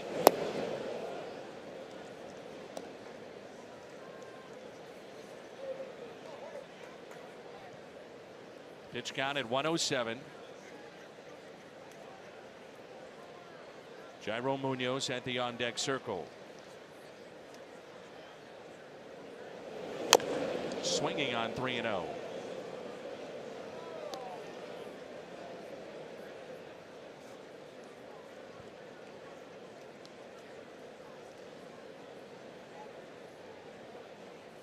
Big gap in left center. A shift on the right side of the infield. Could easily drop down a bunt on a 3-1 pitch. But he'll take the walk. And I would think that on a 3-1 count, 2 outs, you don't want to see that anyway. No, but I was thinking about that his entire at bat. Just to get it going. Just to get him going, get a chance. Munoz has been swinging the bat pretty well. Just to get a guy on base. You never know what's going to happen. It's a second walk issued by Bailey.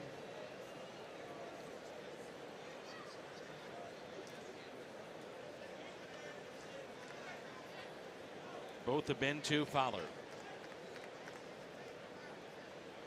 Greg Garcia at the on deck circle.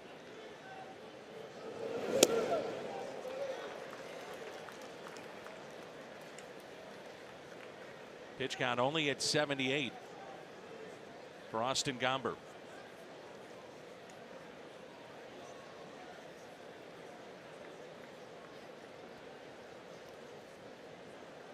His high in his minor league starts was 80 when he was sent back. Remember, he was used, not stretched out, back as a starter. I don't know. This is one of those times where you almost say, for the fun of it. Is this a bluff or is this the real deal right here with Garcia on deck? Tyler Lyons throwing in the pen. You know, if Munoz makes an out, do you go back with Austin Gomber? And the 0-1 Fowler running, got a good jump and a stolen base. This is kind of what I was referring to when you were talking about with the bunt too. Is I look at it that way right there. Where I got Dexter Fowler that can run, and if I want him to run, he bunts early in his at bat, gets on base. Take the chance at running. Take a chance at running. You got Munoz who can hit behind him, hit and run. You got a chance, and then you got the pitcher's spot on deck. If you can go to Garcia if you want to. You don't have to, but just get the motion moving. Get everyone moving and going and running and put pressure on the defense. Now Jim Riggleman, if he wanted to, could force the issue by walking Munoz in this spot. I'm okay with that. And then if he says, I'm rolling the dice and I'll take my chances against their bullpen. If I'm Jim Riggleman, I'm doing that right now because I'm getting Gomber out of the game. Here's a 1-1. And now that he's fallen behind, will he see a pitch to hit, or do you just put him on? I mean, the way that things have gone for the Cardinals in their pen, the way and things with two lefties coming up against Gomber, the way he's pitching, I think you put him on and force the decision for Mike Schilt. That's what they're talking about right here. Good old-fashioned baseball right there. Call your bluff. I feel like you can change the momentum of a game just like last night. The guy is on the mound, obviously giving your team fits. So what do? You want to get him out of the game. You got an ace on the mound. You try to make him throw as many pitches as possible. Hopefully you can only go through 100, 110 pitches in 7 innings. Gives you 3 innings to work with. Try to get a guy out of the game if he's pitching well. That looks like his night is through. The 2-1 pitch.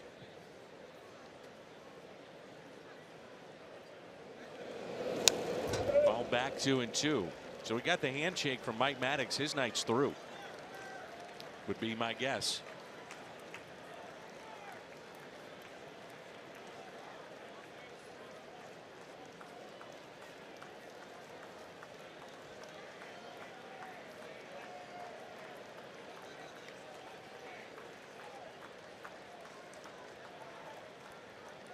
Two balls, 2 strikes on Jairo Munoz.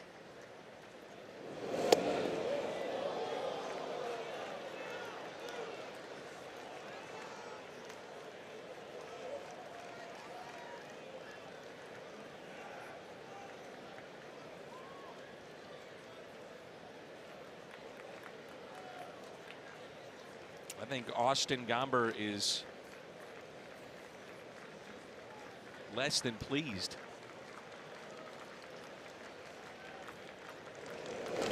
And Munoz drives it into left center, and that ball is down. Fowler will score. Munoz to second base. And now do you think about Gomber? Yeah, why not? I was just going to say, if he drives him in, keep him in.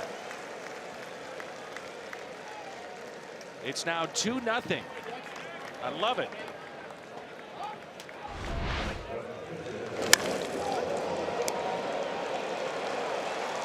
This our Nissan drive of the game. And Gomber, yes, the Nissan drive of the game. Michael Lorenzen will come in relief of Homer Bailey. Gomber's still in. 2-0 Cardinals.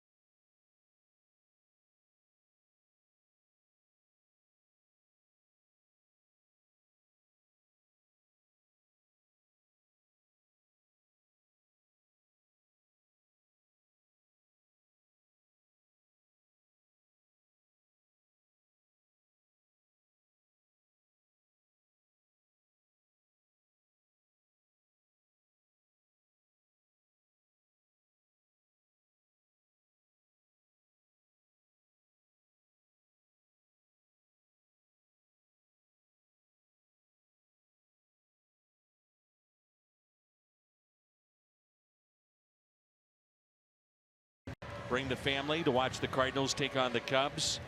That's Friday night. Stay in your seats after the game. Fireworks display. Cardinals.com/promotions. I think what will be fascinating is you get the Chevy called to the pen as Gomber hits one up the middle. And he beats it out. He's safe. It'll be fascinating to see whether or not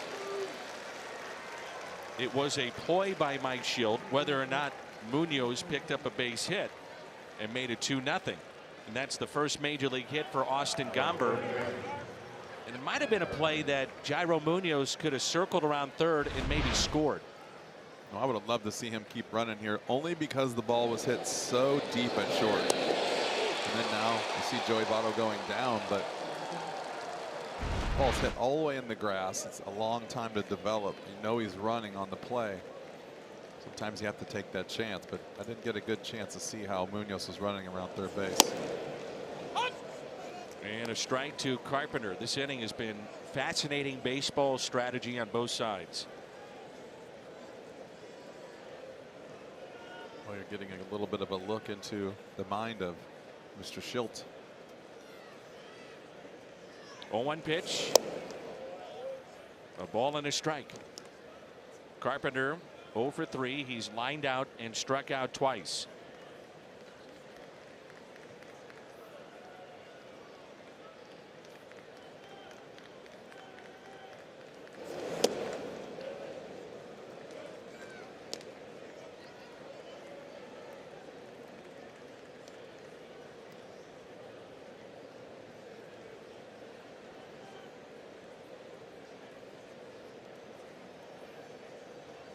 The 2-1 and 3-1 with Yadier Molina at the on deck circle.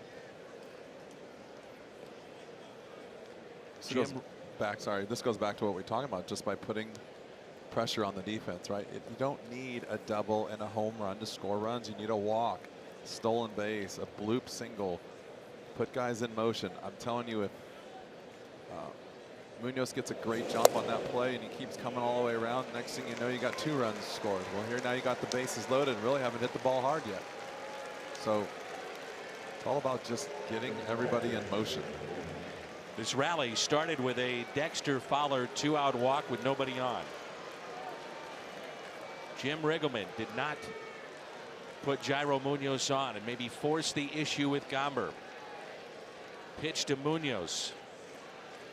He drove in Fowler.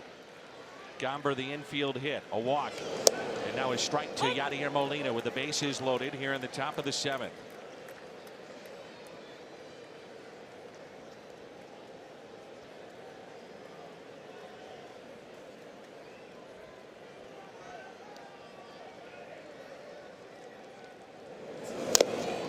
That's off the mask or body of Casali, and he shook up a bit. 0-2 the count.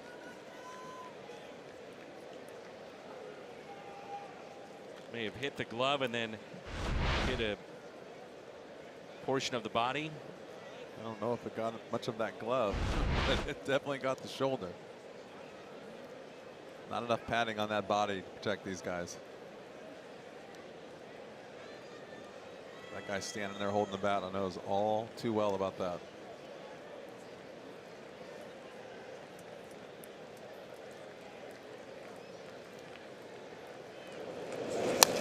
Molina had a 2-out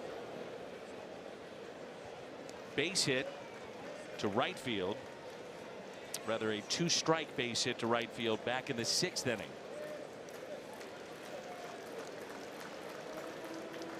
He just missed the pitch right there too. 0-2 right down the middle. The big gap in left center. No balls, 2 strikes on Yadier Molina.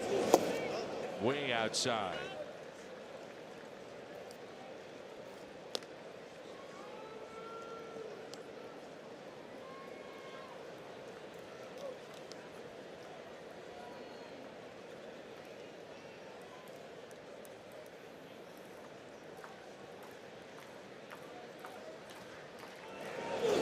Inside.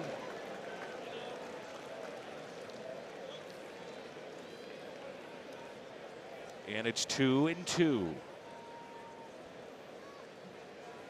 Munoz the double. Gomber an infield hit. First major league base hit. The walk to Carpenter.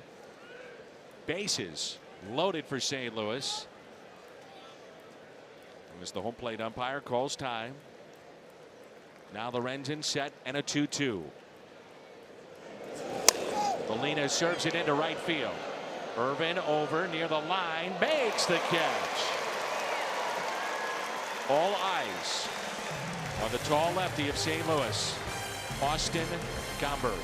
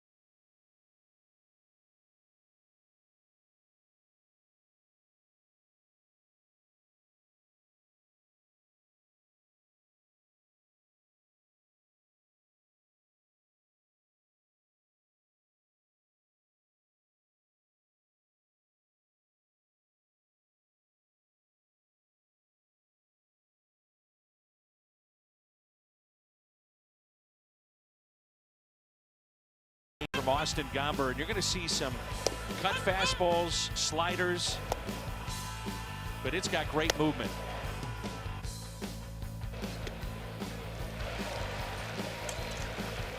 Last two starts, Daniel Ponce de Leon, 7 innings, and tonight Austin Gomber was 6. Right now here at the ballpark, there is a fire alarm going off. You talk about the worst time for this to happen. Talking about a little shenanigans at the ballpark. I don't think this was accidental. You got to be kidding me. Of all times now. Where's Walt? Keep an eye on him. So Austin Gomber, who has been sensational tonight. And the lights are flashing, the sirens going off, and you know Gomber just wants to get back out there and pitch. Well, clearly as a hitter, you can't hit with lights flashing. So they're definitely not going to start the game with that going on, but something needs to be done.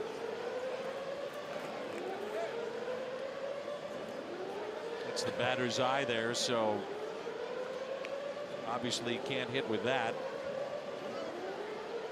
You've got to be kidding me that this is happening at this point in the game with so much on the line for a young man that's making his first ever major league start.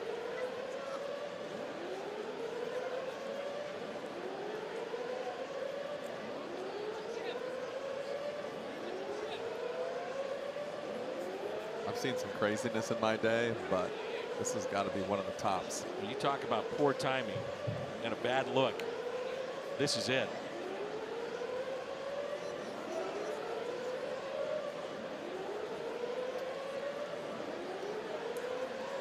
They're going to pull them off the field.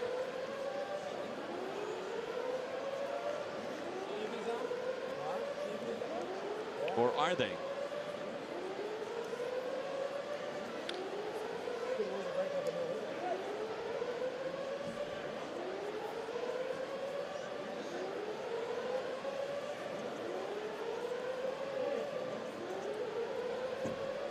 where they're telling Gomber just to go take a seat and rest. And now it stops.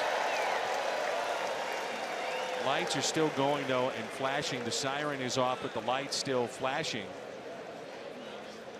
You can't have that, I wouldn't imagine.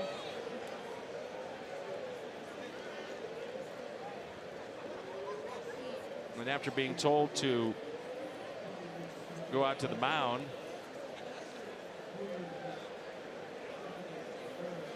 Cardinals, by the way, with some changes, with Munoz going from second to third, Carpenter going from third to first base, and Greg Garcia is at second.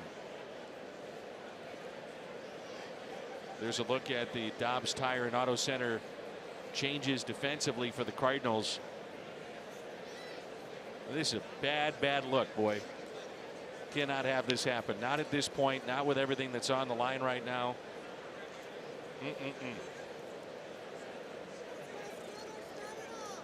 This would not be a happy camper if I was on that visiting side, that third base dugout.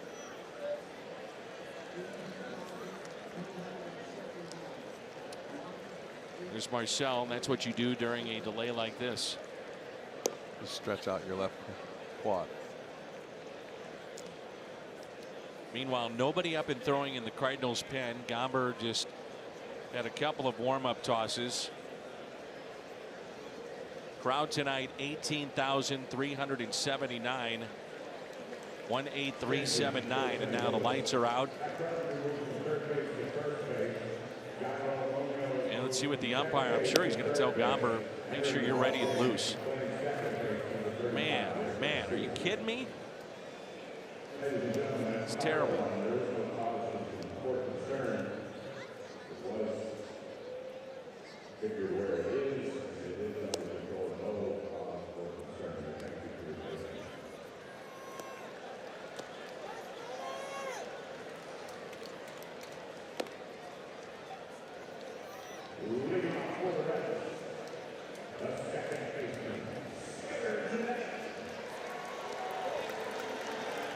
By no means am I saying that's done on purpose. I wouldn't like to think that that's the case. However, the timing is about as poor as it could get. You ain't kidding. It's a 7.5-minute delay, and with that, Mike Myers starts to throw in the bullpen for St. Louis. Scooter Gennett, Joey Votto, and Eugenio Suarez as we play here in the bottom of the 7th. The first pitch is a ball, and we're underway.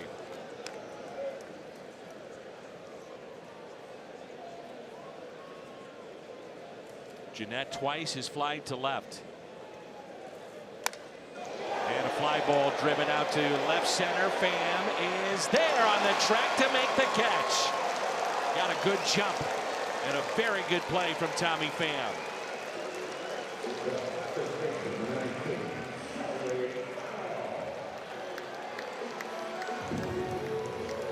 Everybody on the field knows what's at stake here, and you got to go get this ball no matter what. You have to run through the wall. Good job by Tommy Pham. And a huge plate appearance here. Tip of the cap by Gomber and Joey Votto. Votto has flied to left, and he has also struck out back in the 4th.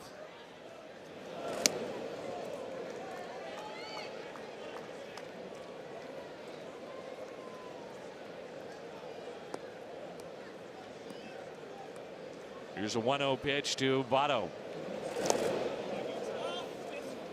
God damn. Joey Votto, maybe the most frustrated call that goes in his way in the history of baseball.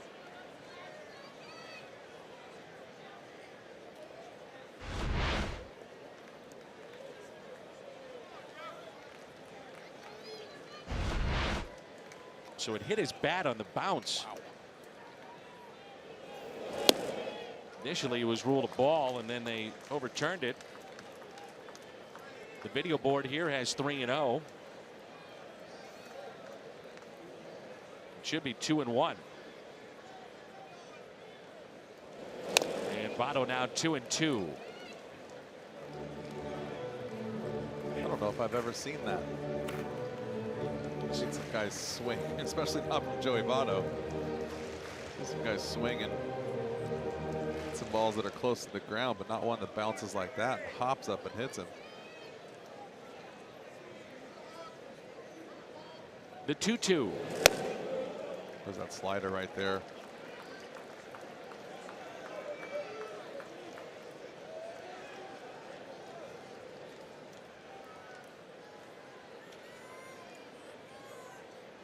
And the 3-2 pitch. Votto into right. And a base hit. No hitter is done. The base hit by Votto into right. And the Cardinal fans applaud Austin Gomber.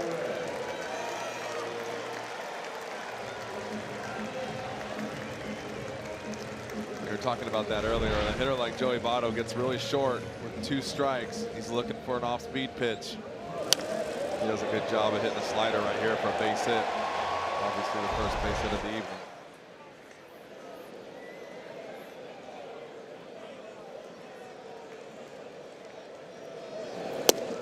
And a pitch taken high. Here's Suarez. Pitch count up to 88 now.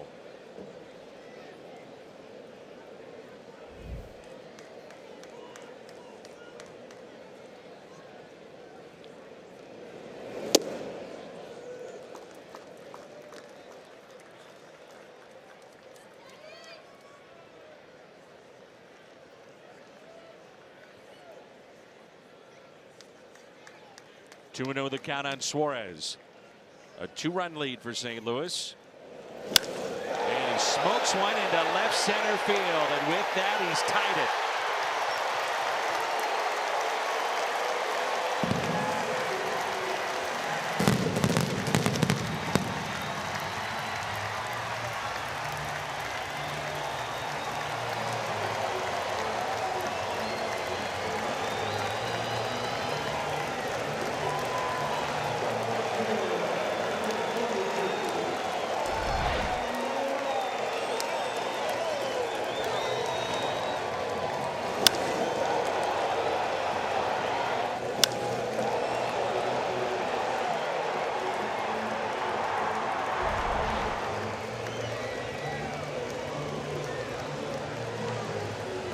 That'll be it for Mike Schilt, and he'll take out Austin Gomber.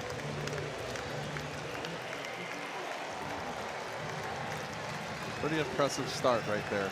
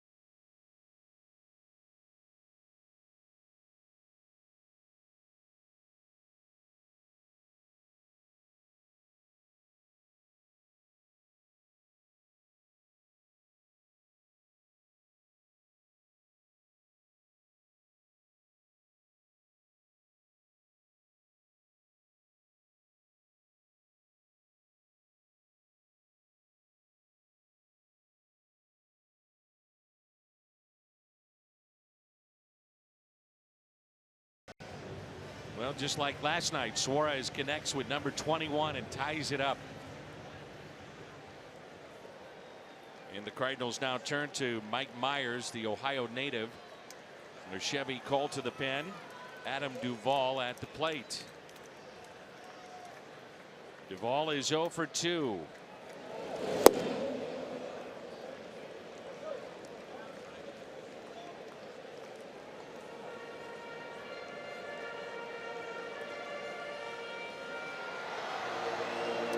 What a couple of ball games back to back from these rookie starters of the Cardinals. And the 0-1 pitch. A ball and a strike.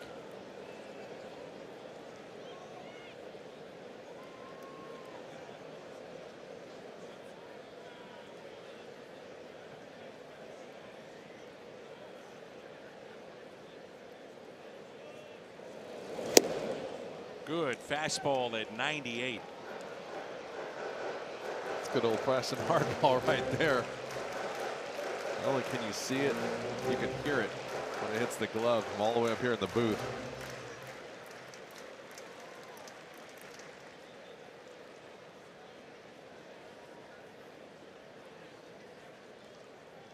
And the 1-2. Struck him out. 98 again. Mike Myers graduated from Grove City, Ohio High School. That's near Columbus.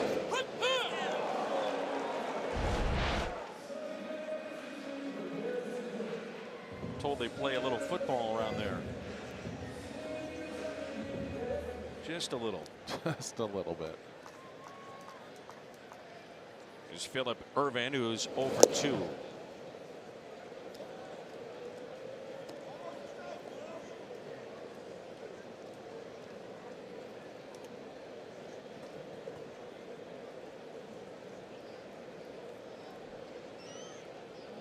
And the 1-0. Good slider.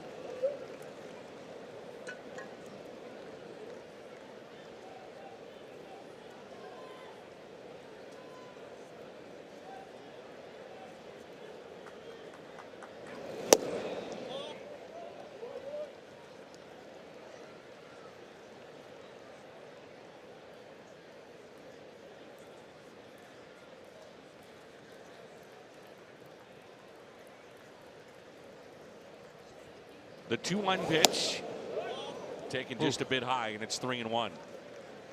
Myers staring back in the batter's box. The home plate umpire Yachty kind of hesitant, throwing it back. Pretty good pitch. It's just at the top of the Fox zone, but that's still a pretty good pitch. And the 3-1 pitch. Pulled to third and into the glove of Munoz. 2-run homer hit by Suarez. That sends us to the 8th. Outstanding start for the lefty Austin Gomber.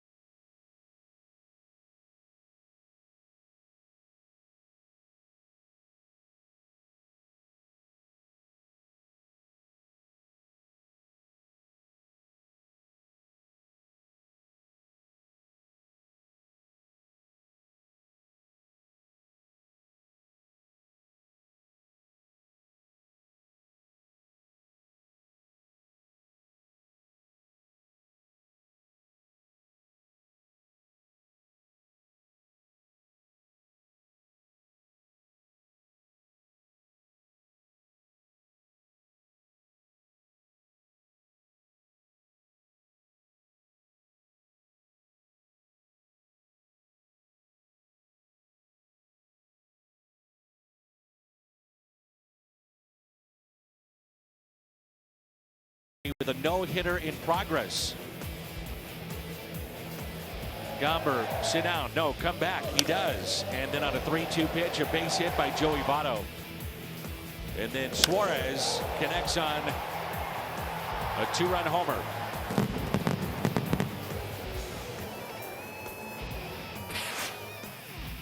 So the game summary tied up 2-2. Cardinals about hit the Reds 6-2. There's Paul DeYoung. Lorenzen still in the ballgame. Lorenzen gave up an infield hit to Gomber, then a walk, and got out of it. A fly out off the bat of Yadier Molina.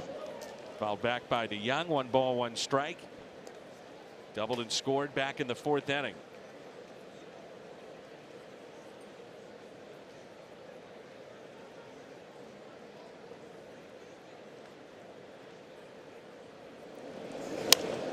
And Paul with a fly ball out to shallow center. And the catch from Billy Hamilton.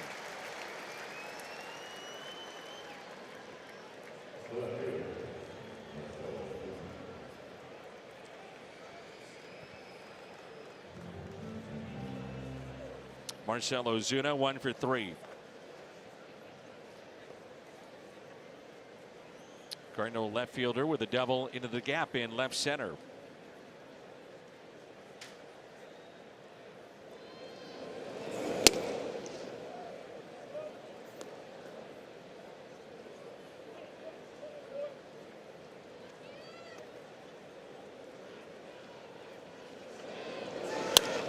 Ozuna hits it off the end of the bat. Hamilton racing in, and a sliding catch by Billy Hamilton.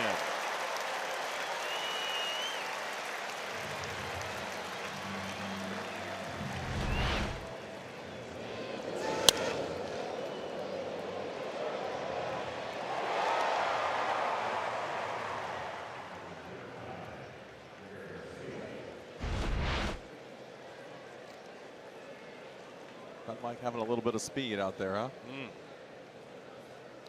Well, he can make up for poor jumps. Not to say that that was a poor jump, just in general.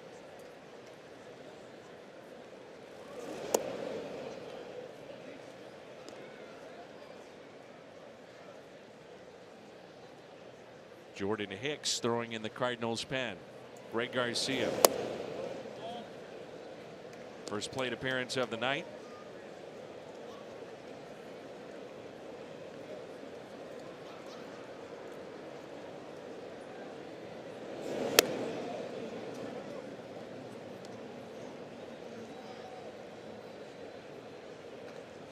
Myers with 9 pitches, but Sunday 2 innings.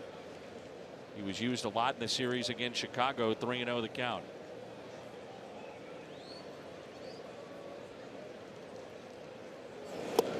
And it's a 2-out walk to Greg Garcia.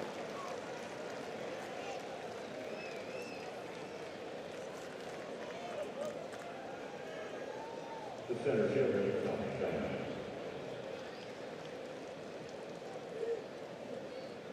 Second walk handed out by Lorenzen. Here's Tommy Pham. Tommy gets a fastball, and maybe he can do something with it. Out of play.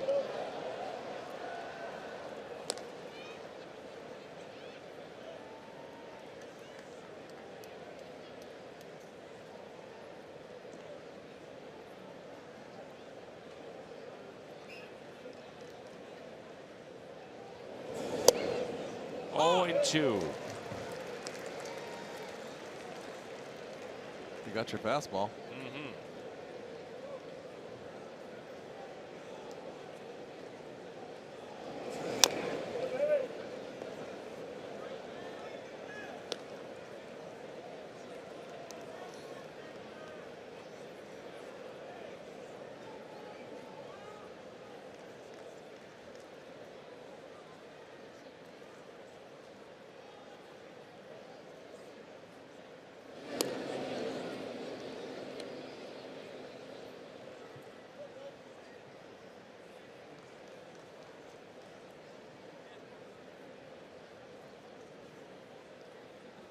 The 0-2 pitch to Tommy Pham.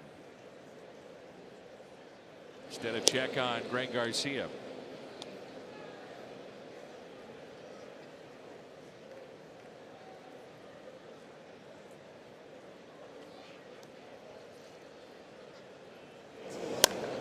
Out of play.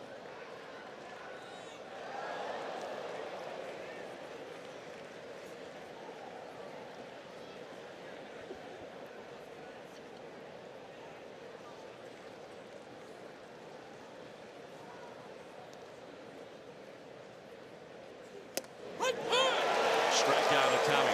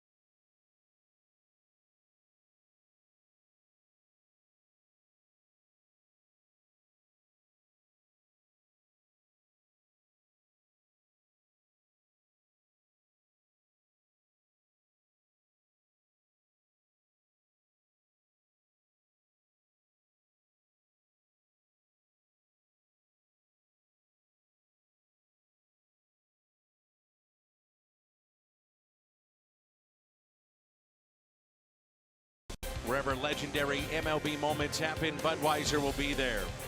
And by Ford. Going further so you can.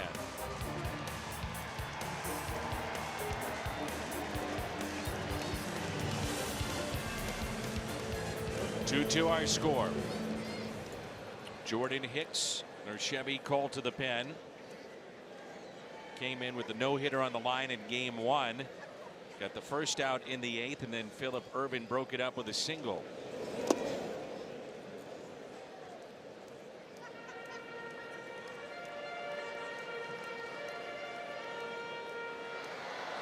Hyundai pitch arsenal.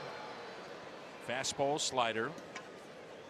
We see so many foul balls with Jordan Hicks on the mound and how hard he throws. And the game is a power game.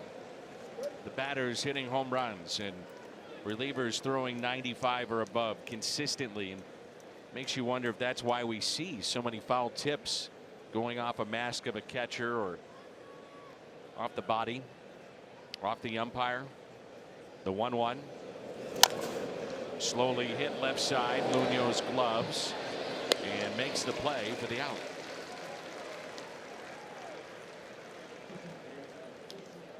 Dilson Herrera will be the pinch hitter, and last night he came through.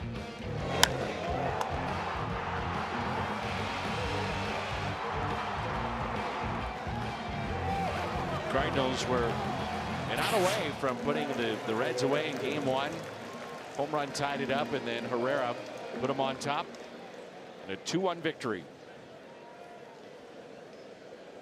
You agree with that, with the fastballs? Yeah, I was going to let you finish, but I think so. I think that the velocity definitely has something to play in that aspect, because it's hard. I mean, it's a round ball and a round bat, and even if you're on time with the pitch, you still have to square it up, and if you don't, the ball's fouled back. And I think you're right that velocity is definitely paying a little bit of a toll on the catchers and the umpires.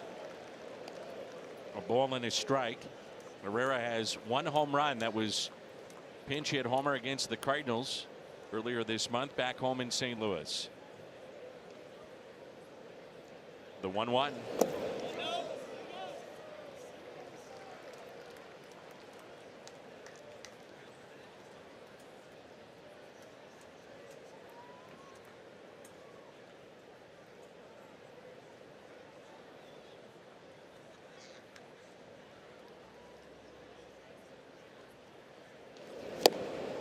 Good slider.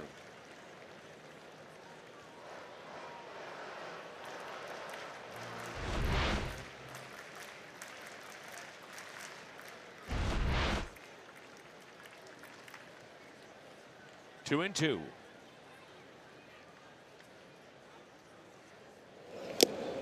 Held on to by Molina. 102 on the gun from Hicks.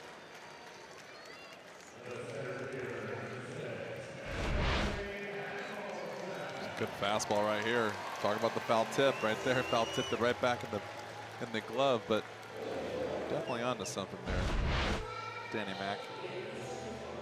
Just got me thinking about it with Hicks coming in, and you see so many strikeouts with other pitchers throwing hard. He gets a lot of foul balls.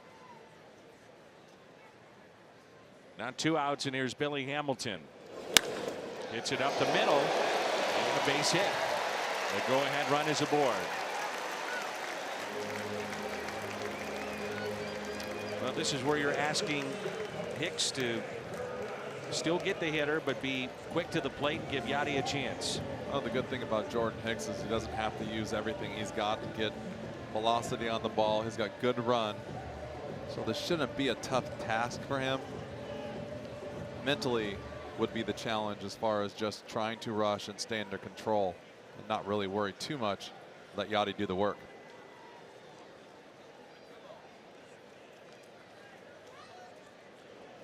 Hicks has allowed 2 steals this year. Hamilton with 22 on the season, and 3 back of Starling Marte. He's got 25 to lead the National League.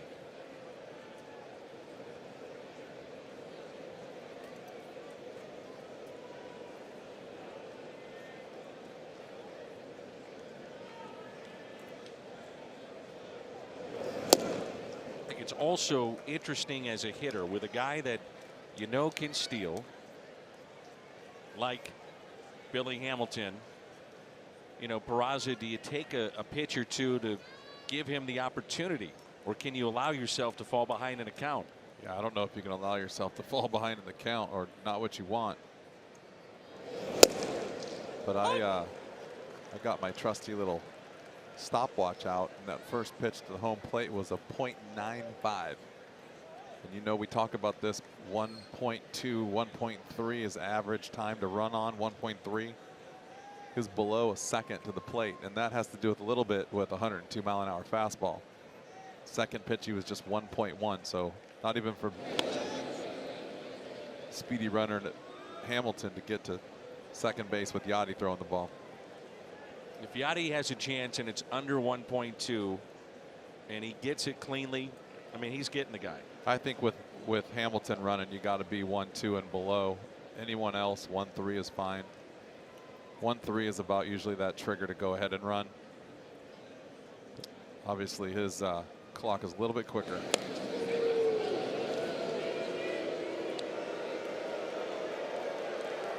Another thing working for Jordan Hicks too is he's got good movement, so he's not really losing a lot by slide stepping. He doesn't have a dramatic windup anyways. His velocity is created a lot by his arm, but he still has a lot of sink, so he can rely on getting guys out with just the sink alone.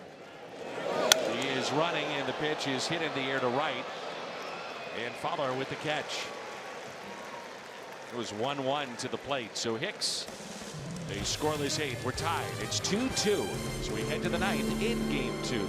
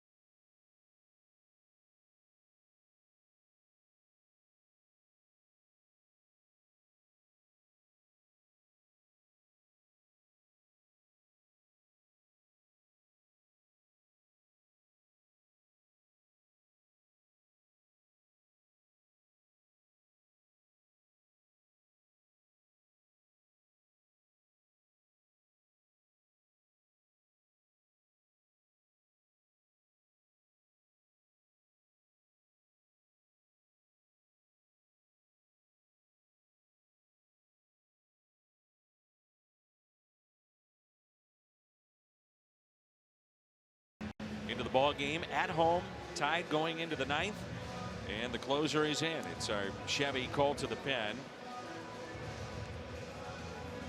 So Iglesias in for the 41st time. Dexter Fowler will be the batter, who's walked a couple of times and scored a run. You see Jairo Munoz for St. Louis. He's at the on-deck circle. You're going to score a run in this inning and got your hands full. Obviously, the closer's in. There's no joke. His average fastball is about 95, 96 miles an hour. Got a good slider. So this is the inning where you're going to have to bear down a little bit.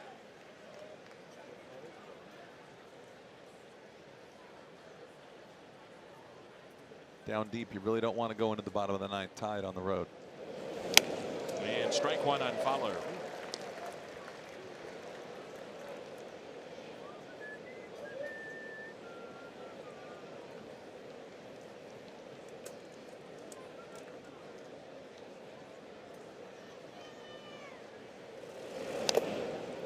Strike two.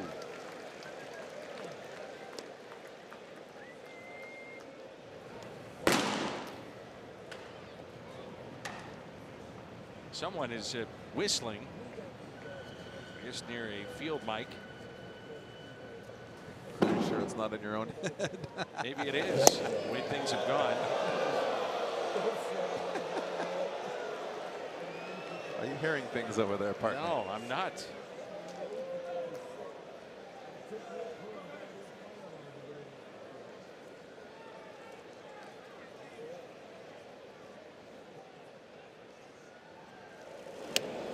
Pitch taken high.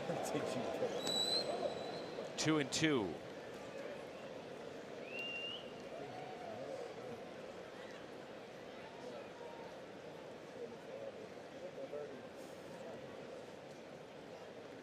And time called.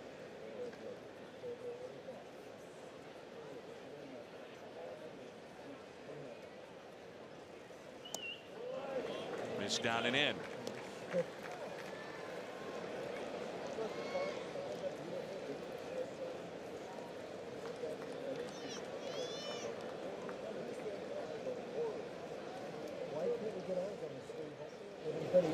And Fowler hits it out in front of the plate. Can he beat it out to first? And he's out.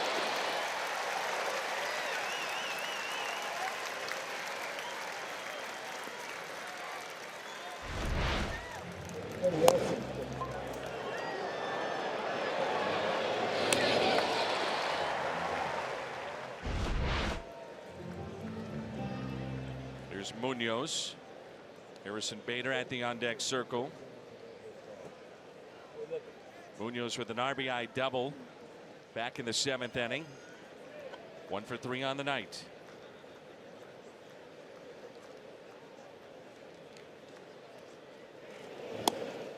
In the Central, the Diamondbacks lead Chicago 3-0 in the bottom of the 5th. The Nationals 4-0 lead over the Brewers. That's in the 4th, and Pittsburgh all over Cleveland. They continue to roll 9-3 in the bottom of the 8th.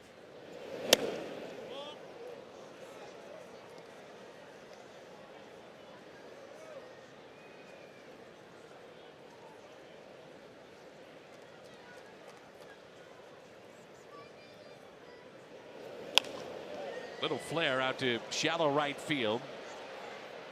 And the catch made by Urban. 2 outs.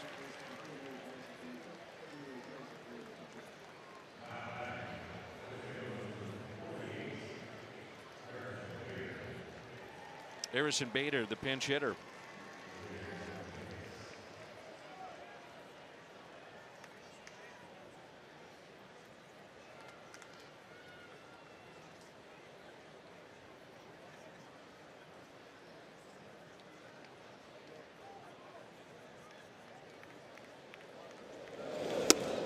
I would think that this might be a tough matchup for Bader with the slider and the arm angle of Iglesias, but as you talked about, it could be a guessing game. You get that fastball or guess right, do some damage. This is definitely a guy for me as a right-hander. I'm not a right-hander, but I would definitely not want to swing at anything spinning A lot of these closers, a lot of guys with this kind of stuff, they don't throw their off-speed stuff for strikes. Just trying to intimidate you with the fastball and get you to chase the slider. It's not like he's just dropping sliders in for strikes. Sam Tuivailala and Tyler Lyons getting loose in the Cardinals' pen. The 2-1 pitch. Good fastball at 97, and it's 2-2. Yeah, that's the one you can't miss. Be 2, 3, and 4. Jeanette, Votto, and Suarez looking ahead to the bottom of the ninth.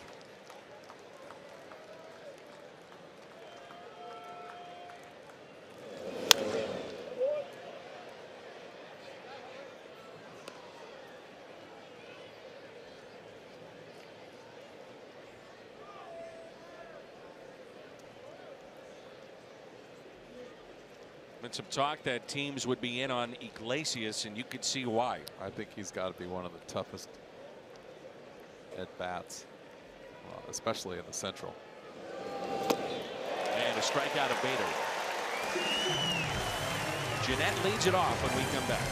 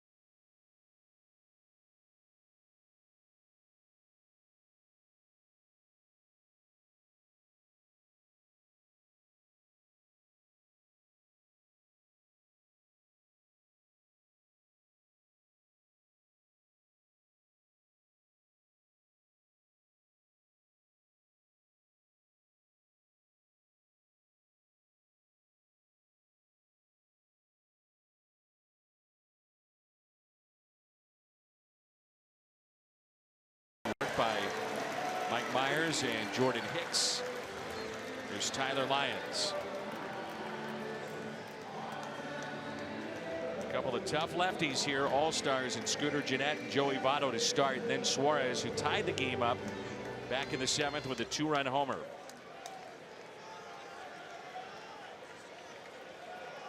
He is 1 for 12 against Lyons.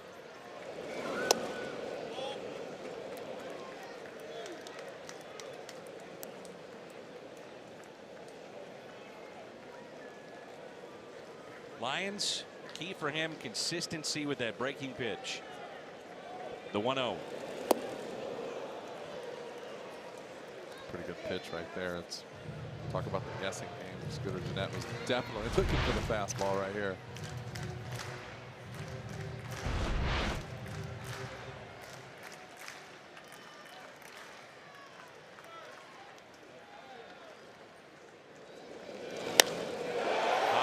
Fly ball, right center, Pham, 1 away.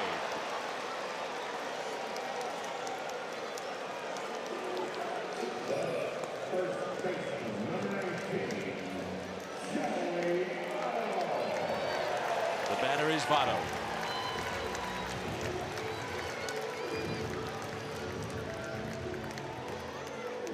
Mike Schilt is going to go to his bullpen. And Tui Valala will face Joey Votto. Votto's had some pretty good at-bats in the course of his career against Tyler Lyons. Tui Valala coming on when we come back.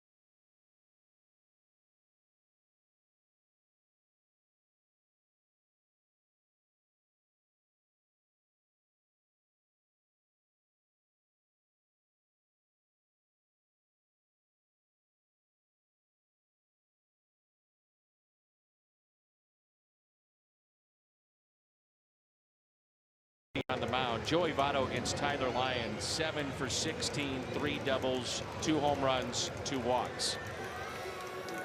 That sums it up. So Tui Valala now against Joey Votto.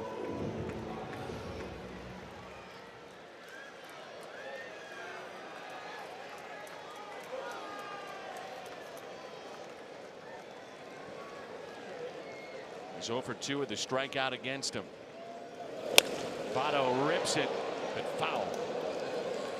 He was ready for that first pitch.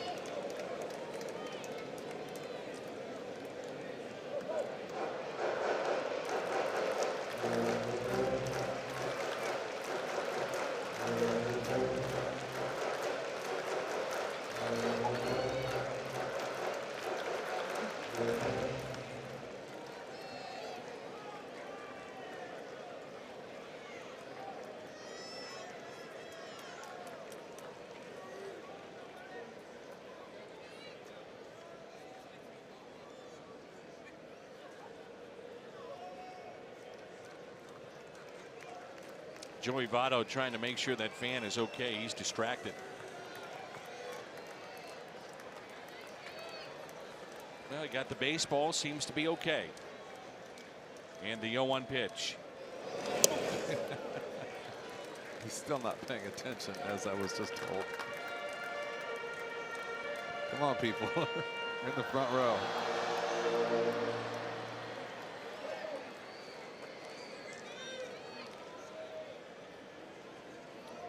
The 1-1 pitch to Joey Votto. Well, here you are, 2-1. I'm not saying walk him, but boy, you've got to be careful. In this ballpark, I feel like you just have to make him hit the ball the other way.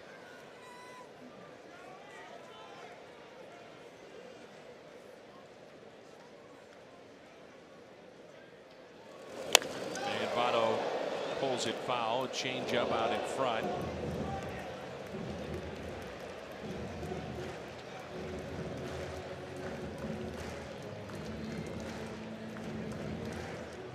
And I believe that foul ball may have struck a fan. Yeah, hit him on top of the head. He's got the seam marks to prove it. Just keep throwing hanging change up to Joey and let him hit him in the stands and keep getting distracted. Man, oh man.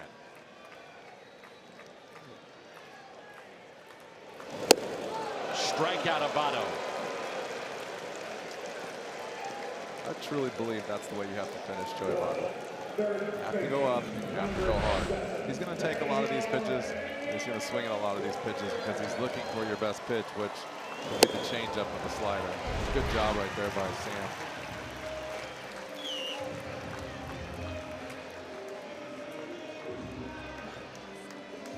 Suarez tied it for the second consecutive night. Back in the 7th inning, the 2-run homer. 2-2 our score. We're in the bottom of the 9th. Strike one.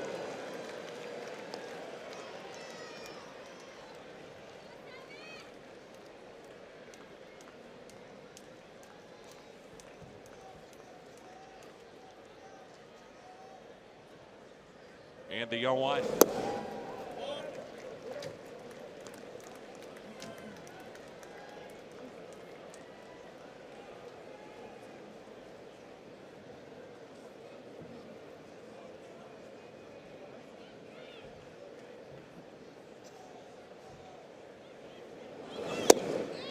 It'll be interesting to hear from Mike Schilt with Suarez up back in the 7th after the first hit in the game for the Reds. He lefty in Gomber to face Suarez. And it was a 2-run homer. The 2-1 pitch. Mike has been tremendous with us in explaining decisions and why he does what he does. Well, he definitely didn't think he was going to throw him a hanging changeup. Sure. I'm sure of that, but those are just parts of the game that you have to deal with.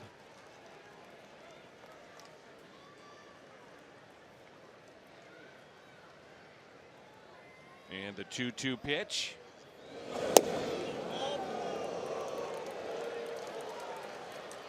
Mike has done a really good job keeping things upbeat,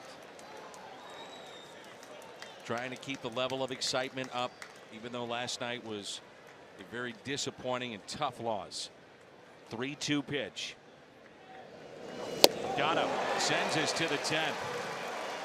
Good work by Tuivailala. Back-to-back strikeouts of Votto and Suarez.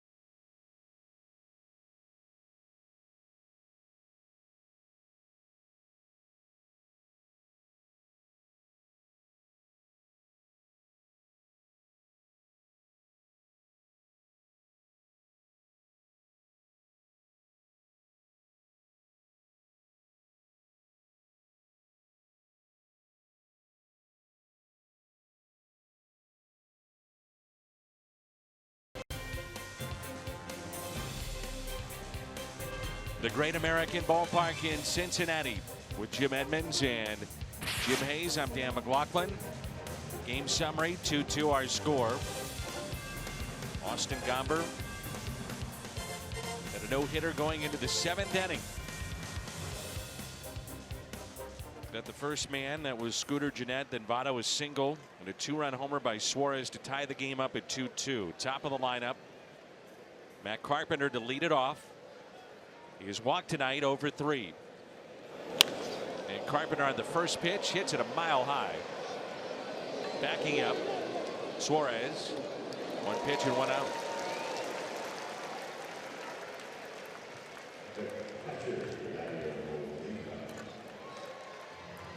Molina is 1 for 4. Struck out his first 2 plate appearances. Single to right. 2-strike pitch with 1 out in the 6th. And fly to right with the bases loaded in the 7th. Carp would like to have that pitch back. Whew. He hasn't been missing many of those.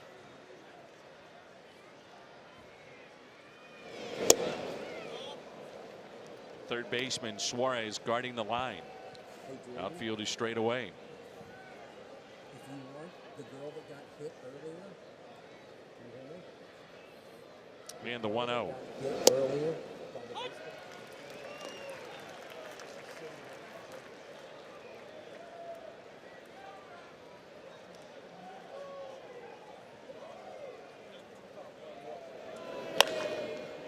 On a play.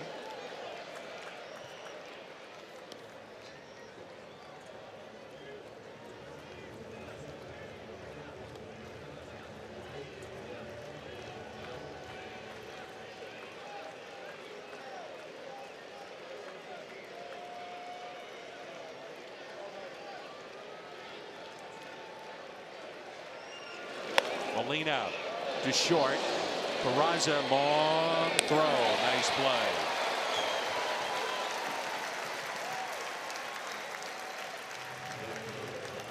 Deep in the hole at short. This ball's hit pretty good, but he's got plenty of time at the oddie running. Another nice handy hop for him right there.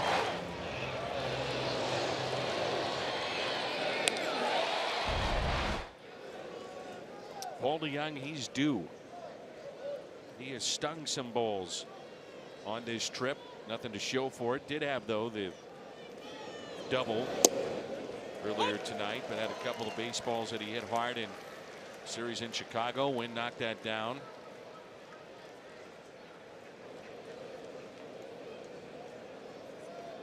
And the 0-1.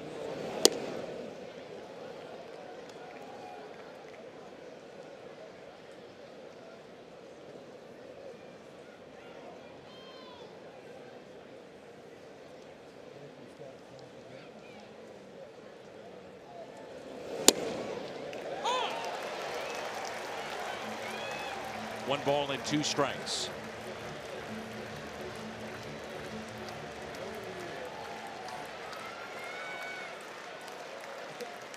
And the next 2 to Young.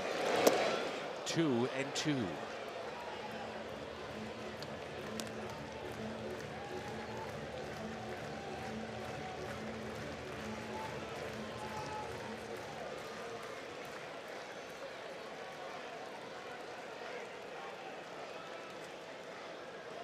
Try to here as soon as we Foul back.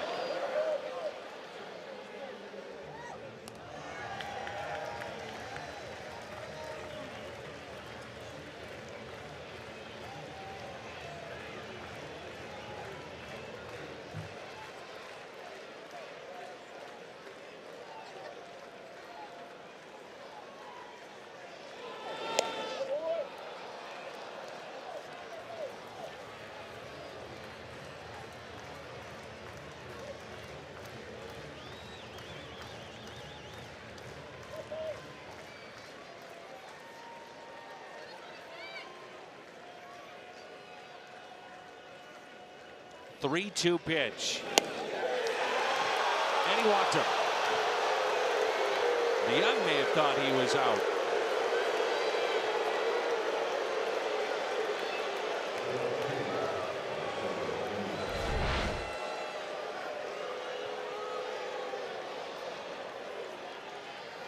The reaction of the closer of the Reds. Oh. And a 2-out walk.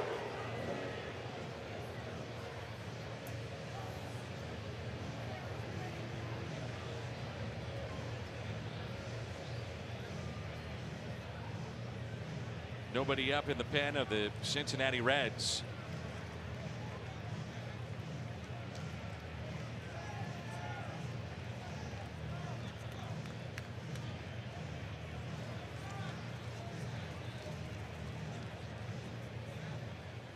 Ozuna does have a home run against Raisel Iglesias, 1 for 3.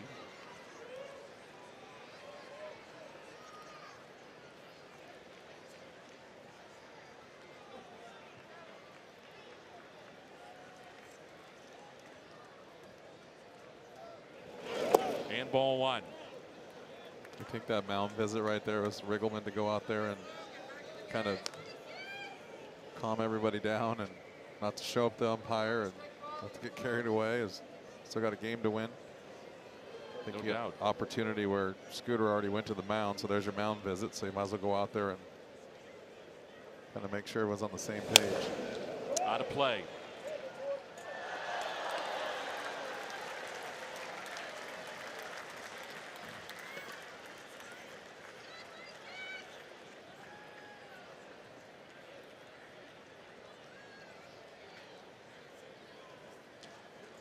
One ball, one strike.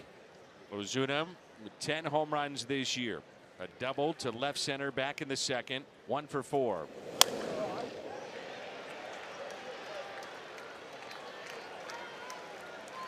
One and 2.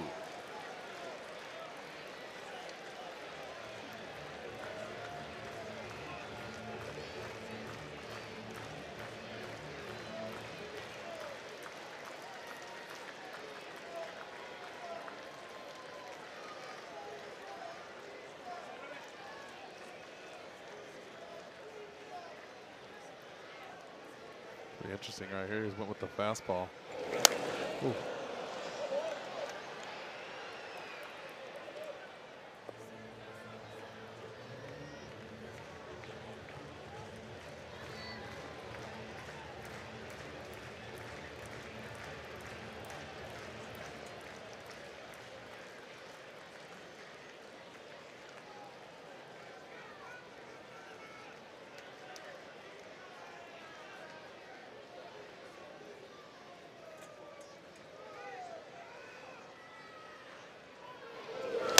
Ozuna with a fly ball. Right center. And the catch is made.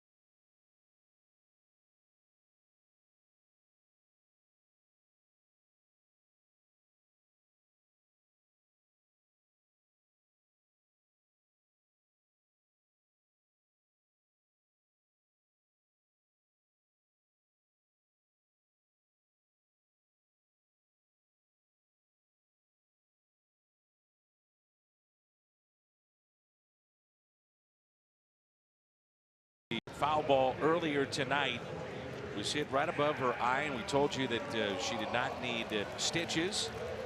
And mom is okay. She's okay. She's behind that protective netting, and also has the baseball.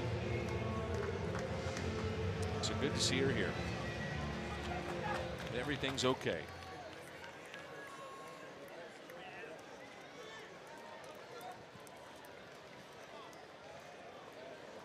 Adam Duvall against Sam Tuivailala. Tuivailala had back-to-back strikeouts of Votto and Suarez to end the bottom of the ninth.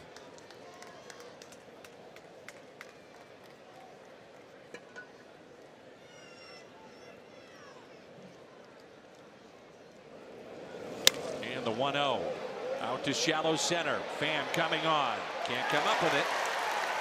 It's a base hit.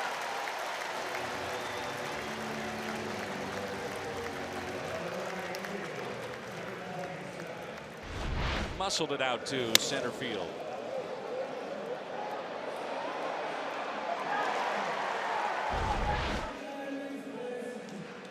The winning run aboard here in the bottom of the 10th.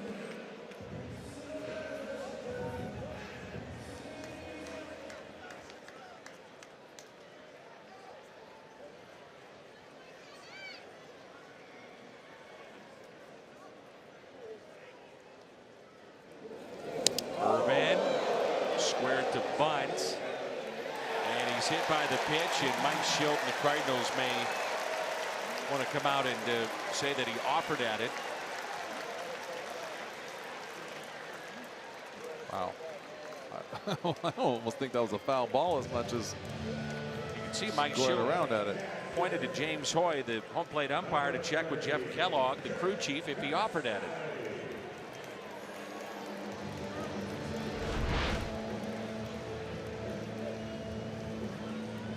So he pulled back and then took it in the chest. Oh, they were definitely correct on that.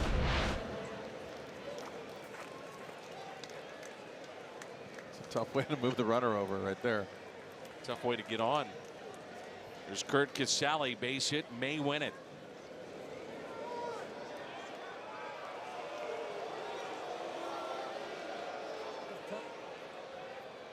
Cardinals with the corners in this spot.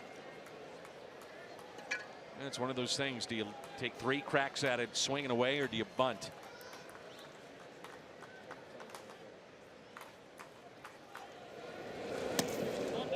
What do you think that Casale feels when he squares around at the first pitch after watching the pitch before? On deck, we'll see a pinch hitter. It's Tucker Barnhart. That would be for Iglesias.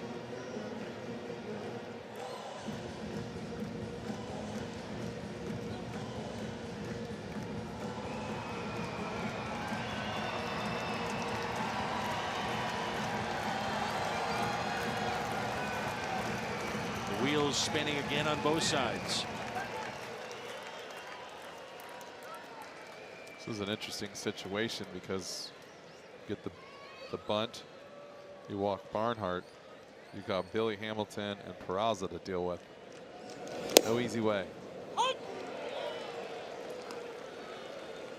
This is why when people see the lineup at the bottom of the lineup, you know, the bottom of the 10th, bottom of the 11th, whatever it may be at any time, like, oh, it's just the bottom of the lineup. Get through that, try to score before they get to the top again. It's not that easy.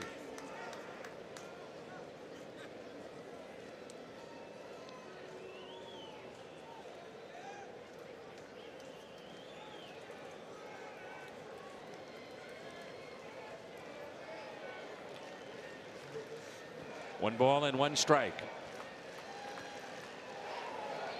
He was showing bunt again. He showed it.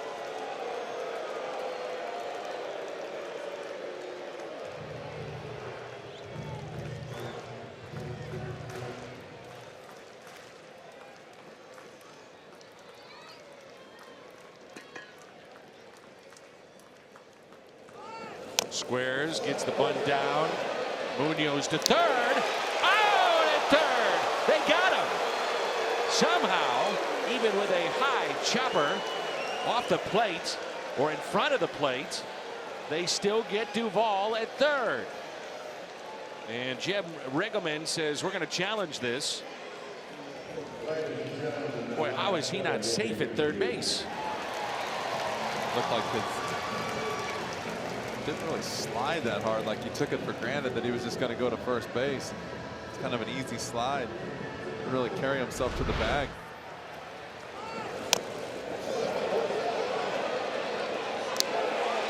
Oh, that was close.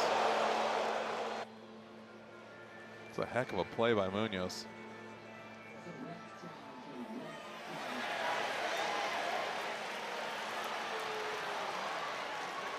Not really sure why the Home fans are cheering right now.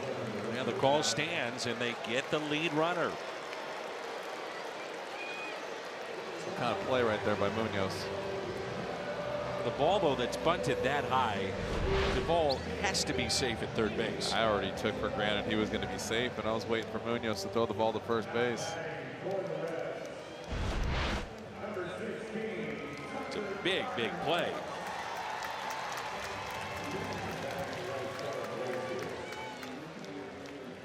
So Barnhart pinch hits for Iglesias.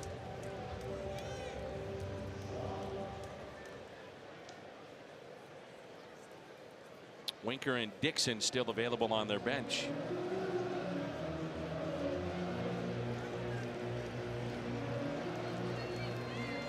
Barnhart is 0 for 1 with a walk against the Cardinals right-hander.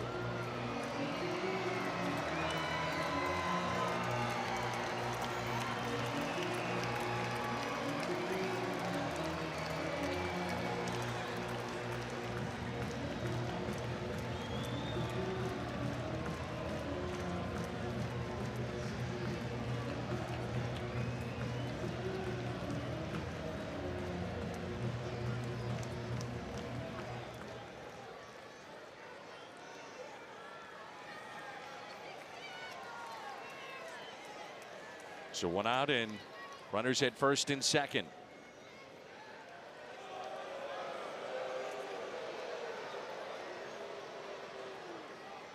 There's one career walk-off hit, 2016. That was against Colorado. It's Phillip Ervin at second base.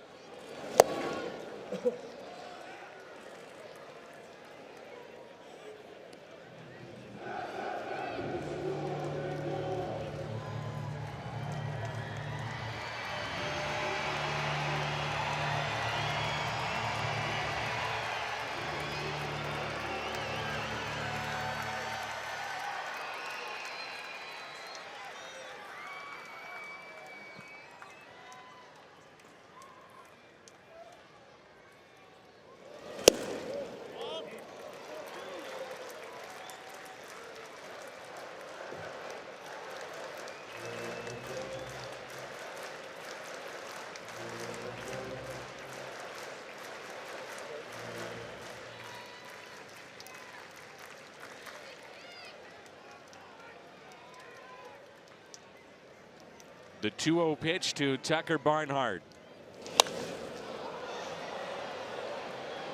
Who wants it? It will be Tommy Pham to make the catch. And there's 2 outs.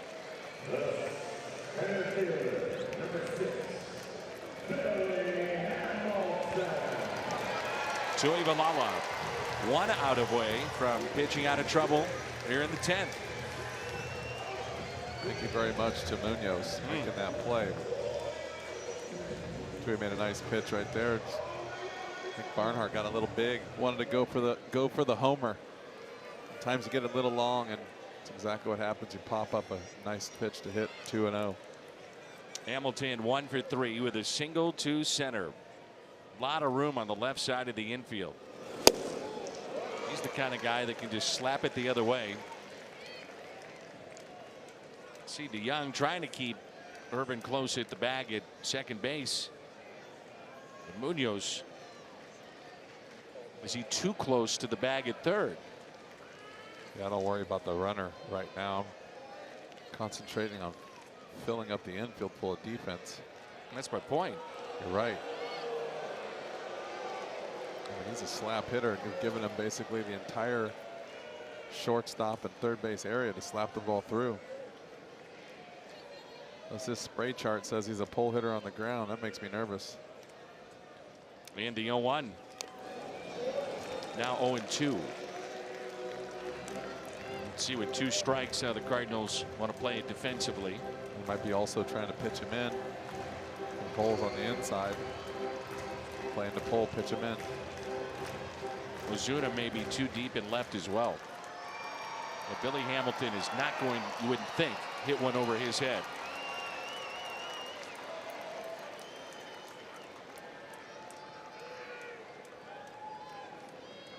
And the 0-2 pitch to Hamilton. Well, especially when you pitch a guy like this in, standing in left field, and I see something inside, you have to move in as the left fielder, knowing that it's not going to be driven over your head if he makes his pitch. A lot of times Hamilton picks up those base hits, the movement in on a pitch, cutter, slider, fights it off, and you get those little flares out to left.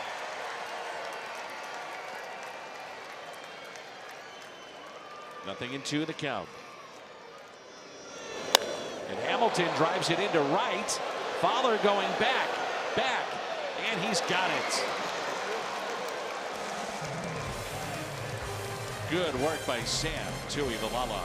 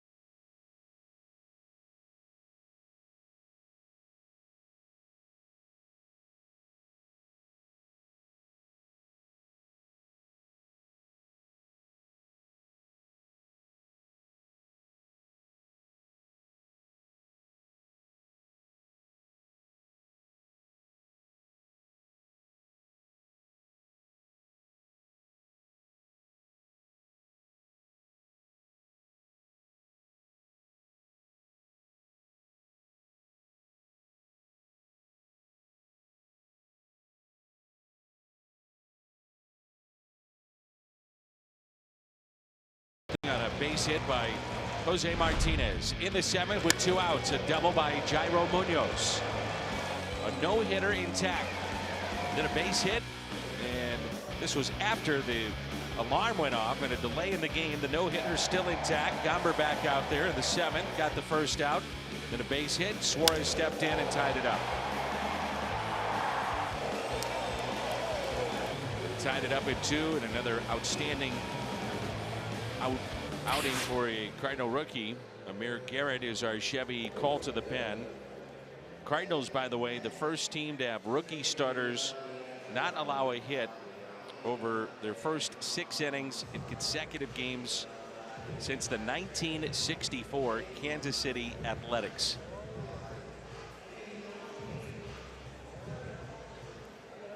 That out of your memory banks too, I think, right? Oh, sure. Had to be when you were just up and coming. Yeah. Maybe doing a AAA game. Mm-hmm.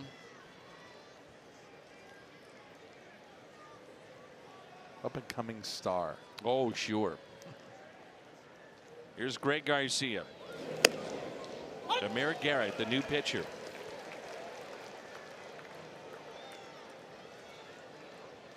Garcia drew a walk back in the 8th.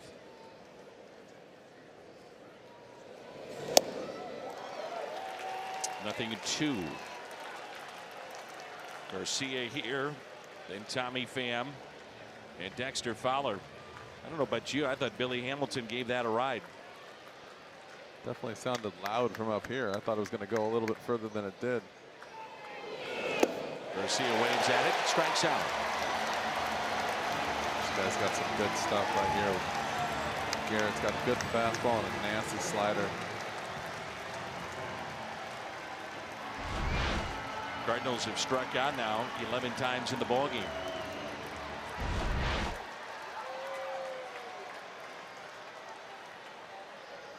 Tommy Pham 3 for 4 against this lefty with a home run. Tonight he's 0 for 4 with a pair of strikeouts. First pitch, a strike.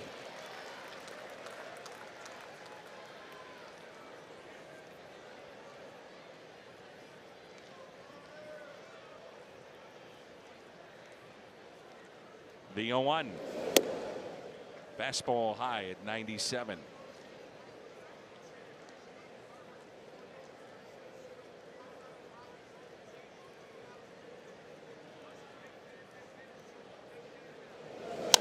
And a liner that is off the glove. It looked like it may have hit the top of the glove of Jeanette, and a base hit into right for Tommy Pham. He needed that, didn't he? Sure did.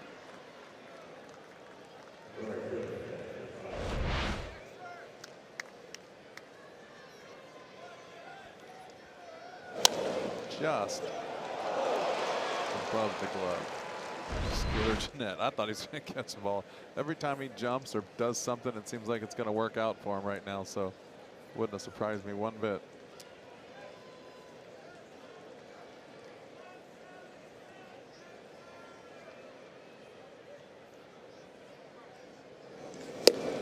Strike one on Dexter Fowler.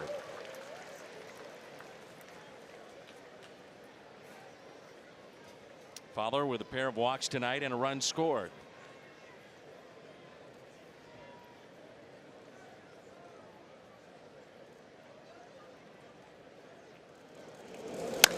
Fowler a drive out to deep right at the wall, gone. Dexter Fowler, opposite field home run. The Cardinals have the lead here in the 11th.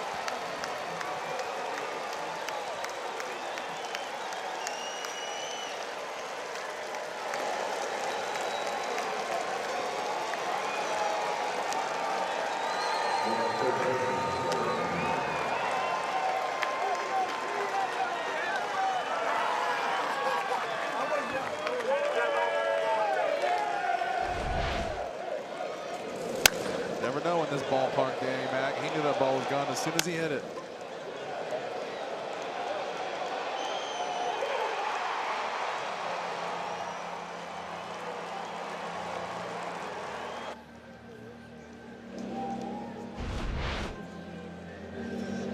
There it was. That's two big hits for two guys. He needed it very badly right there with Tommy Pham and Dexter Fowler.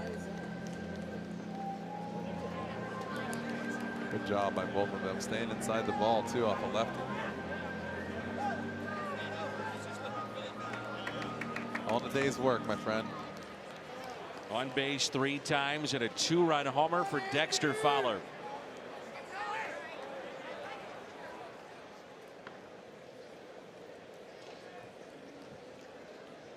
Greg Holland is sat down, but Norris is hot and ready to go as Munoz drops to a knee for strike one.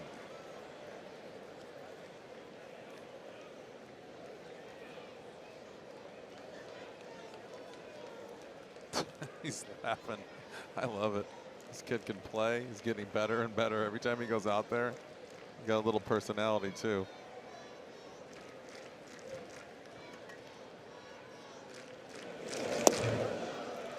Took something off of it, and it's 0-2.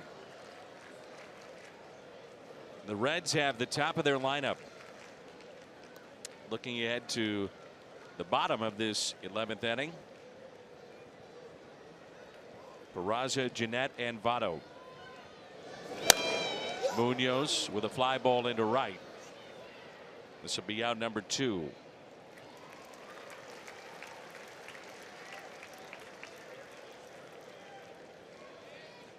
So Garrett came in, got the first batter he saw, Greg Garcia.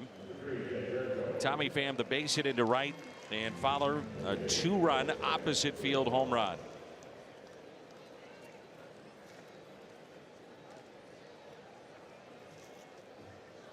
And now Jed Jerko.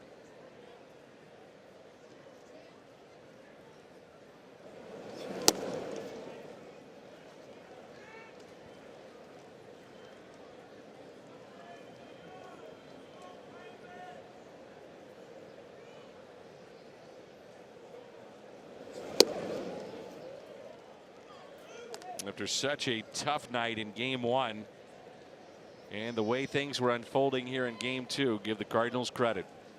And maybe the play of the game was Jairo Munoz, the bunt, getting the lead runner at third.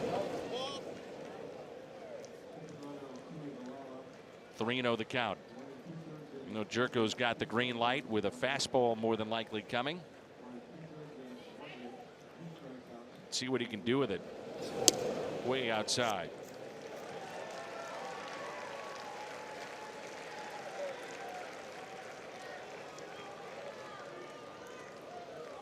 And the batter will be Matt Carpenter. Struck out twice, lined out to left, walked and popped out.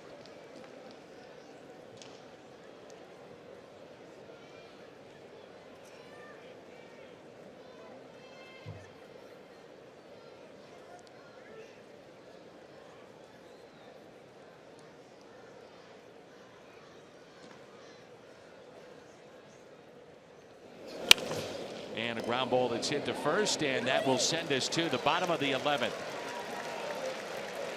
Dexter Fowler from the right side of the plate. An opposite field home run. He needed it. The Cardinals did as well. And a 2-run lead midway through 11.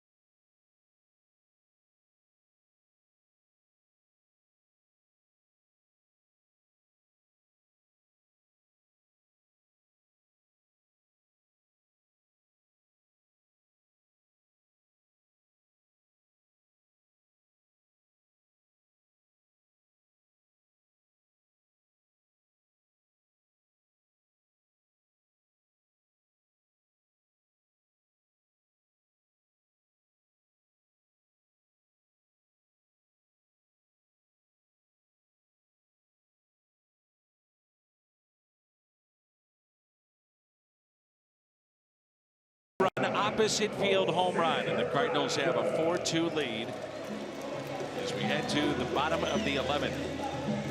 But Norris, our Chevy, called to the pen. He said after the game last night, the only thing I can hope for is to get back in there tonight. Well, here you go. That's all you can do. Get back out on the mound and go again. Make up for it.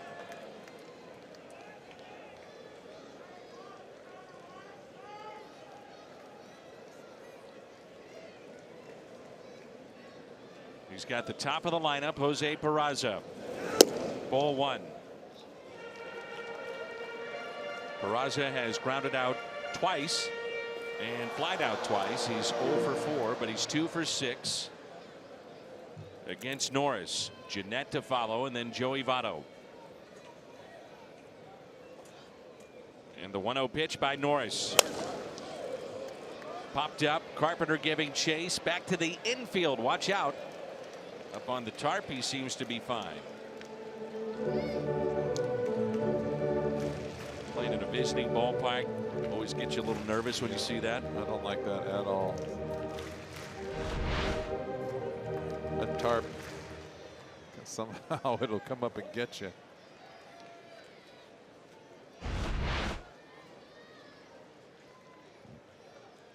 A ball and a strike.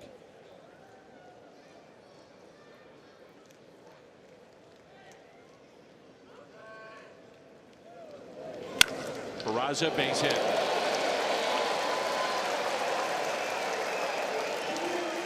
And the tying run will come to the plate.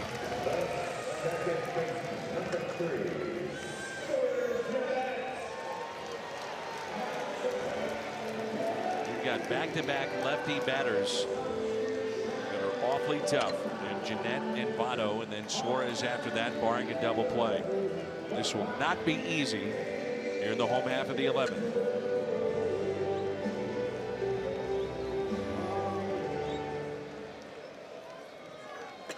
Jeanette last time up faced Tyler Lyons, fly to center. He's done that twice tonight.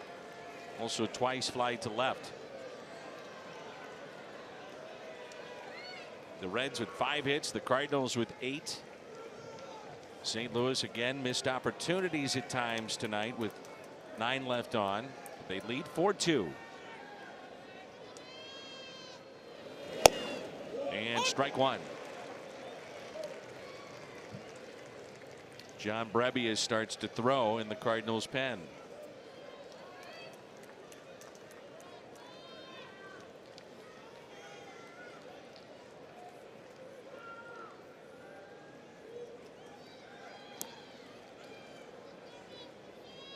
Oh, 1 pitch.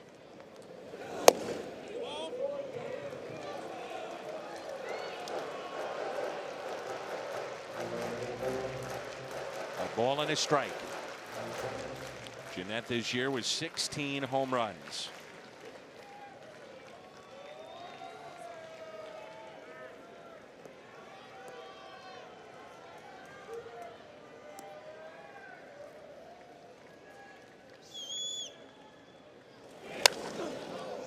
On a play.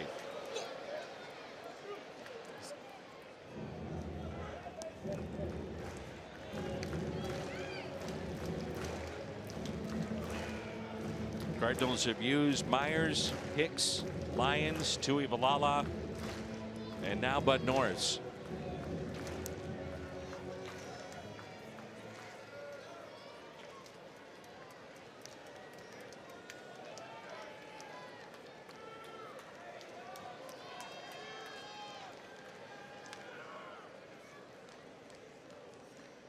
The 1-2 pitch.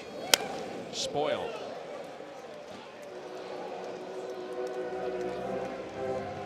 The plexiglass of one of the suites here at the Great American Ballpark. Line one foul, you've got a good chance to get a seat.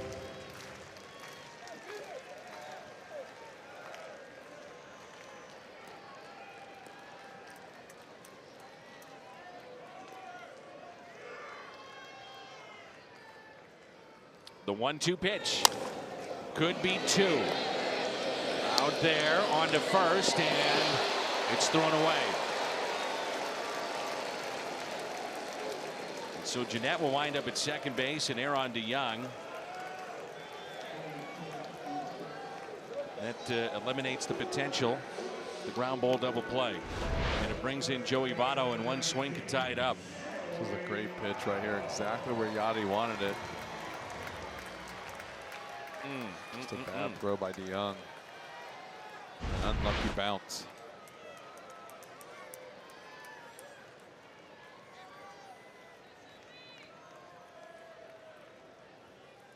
This is where the heart of this lineup can be unforgiving for the Reds. Votto and then Suarez and Duvall. He struck out last time out against Tuivailala, struck out earlier in the ball game against Gomber.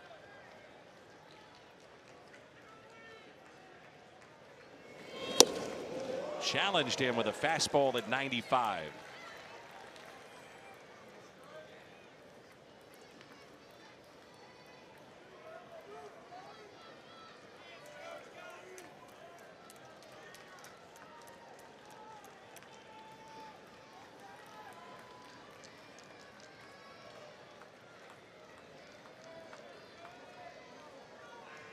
The 0-1 pitch to the always dangerous Joey Votto.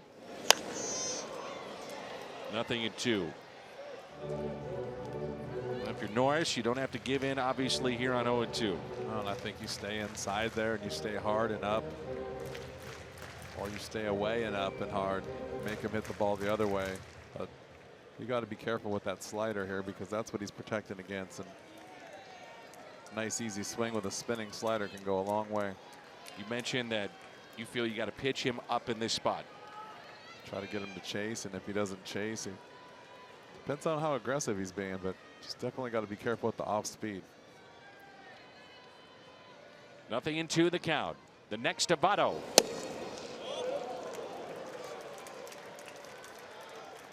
You can almost play with it a little bit too, where you go in there hard, you go away hard, you kind of make him think you're going to keep trying to challenge him. Then you can go with the breaking ball in the dirt, see if you can get him to chase, but I don't like the breaking ball for a strike.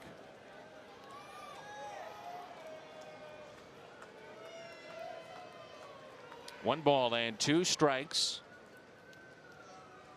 The next to Votto in the dirt. 2-2. You see how he takes that pitch? That makes me think that he's really trying to protect against soft. Doesn't want to swing at anything bad. That's why I think challenging him with the fastball, maybe borderline up, is the right call.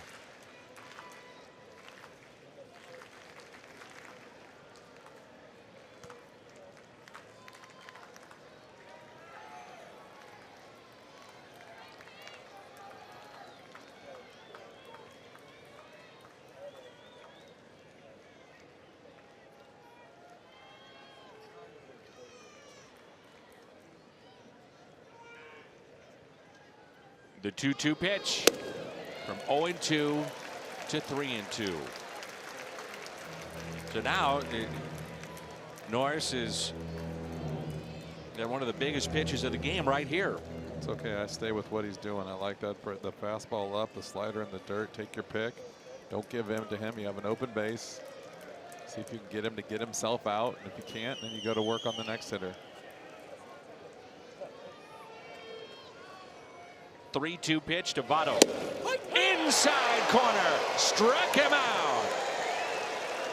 And he wins the battle against Votto.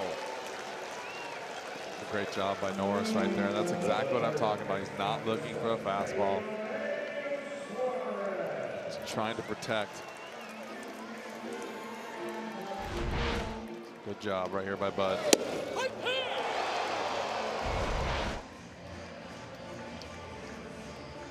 So 2 outs. Mound visit with Suarez coming up. Hit the 2-run homer back in the 7th to tie this game up at 2-2. A reminder, extra innings brought to you by AT&T.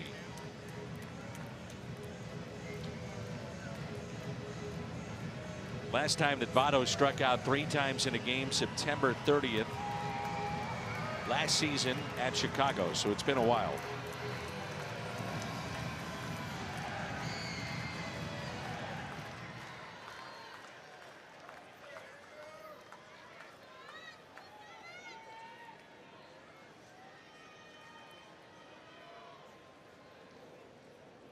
Two outs, runner at second, tying run at the plate. Suarez earlier tonight, home run number 21.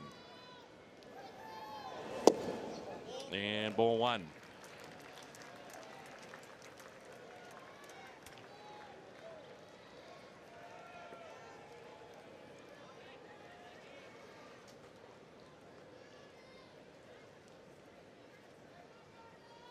Outfield deep, they are straight away.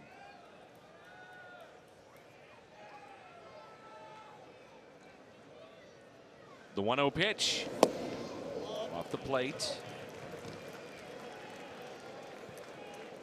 It's dangerous here. I mean, first base open.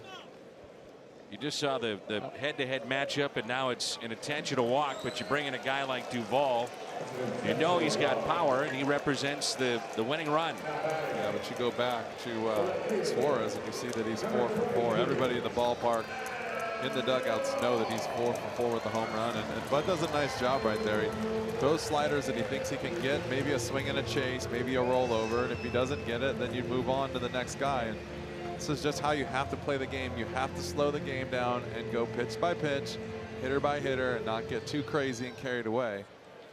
Keep yourself in the game, slow everything down. And you saw the numbers there for Duvall, 4 for 5 against Norris. So 2 outs and 2 on.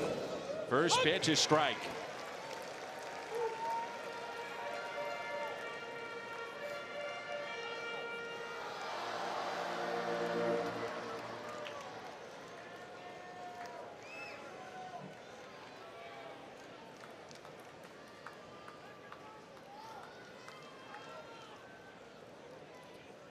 The 0-1 to Duvall. Out to short. Leaping grab by DeYoung, and the Cardinals hold on for the 4-2 win. In 11 innings, a Dexter Fowler 2-run homer, the difference, and the Cardinals take game 2 of the series. Great job right there by Bud Norris, keeping everything under control, getting through that inning, making some good pitches when he needed to. Got through that 11th inning. Dexter Fowler, the home run in extra innings. A line shot the opposite way. Made it 4-2. The Cardinals hold on by that score. Much more to come. It's the post-game show next on Fox Sports Midwest.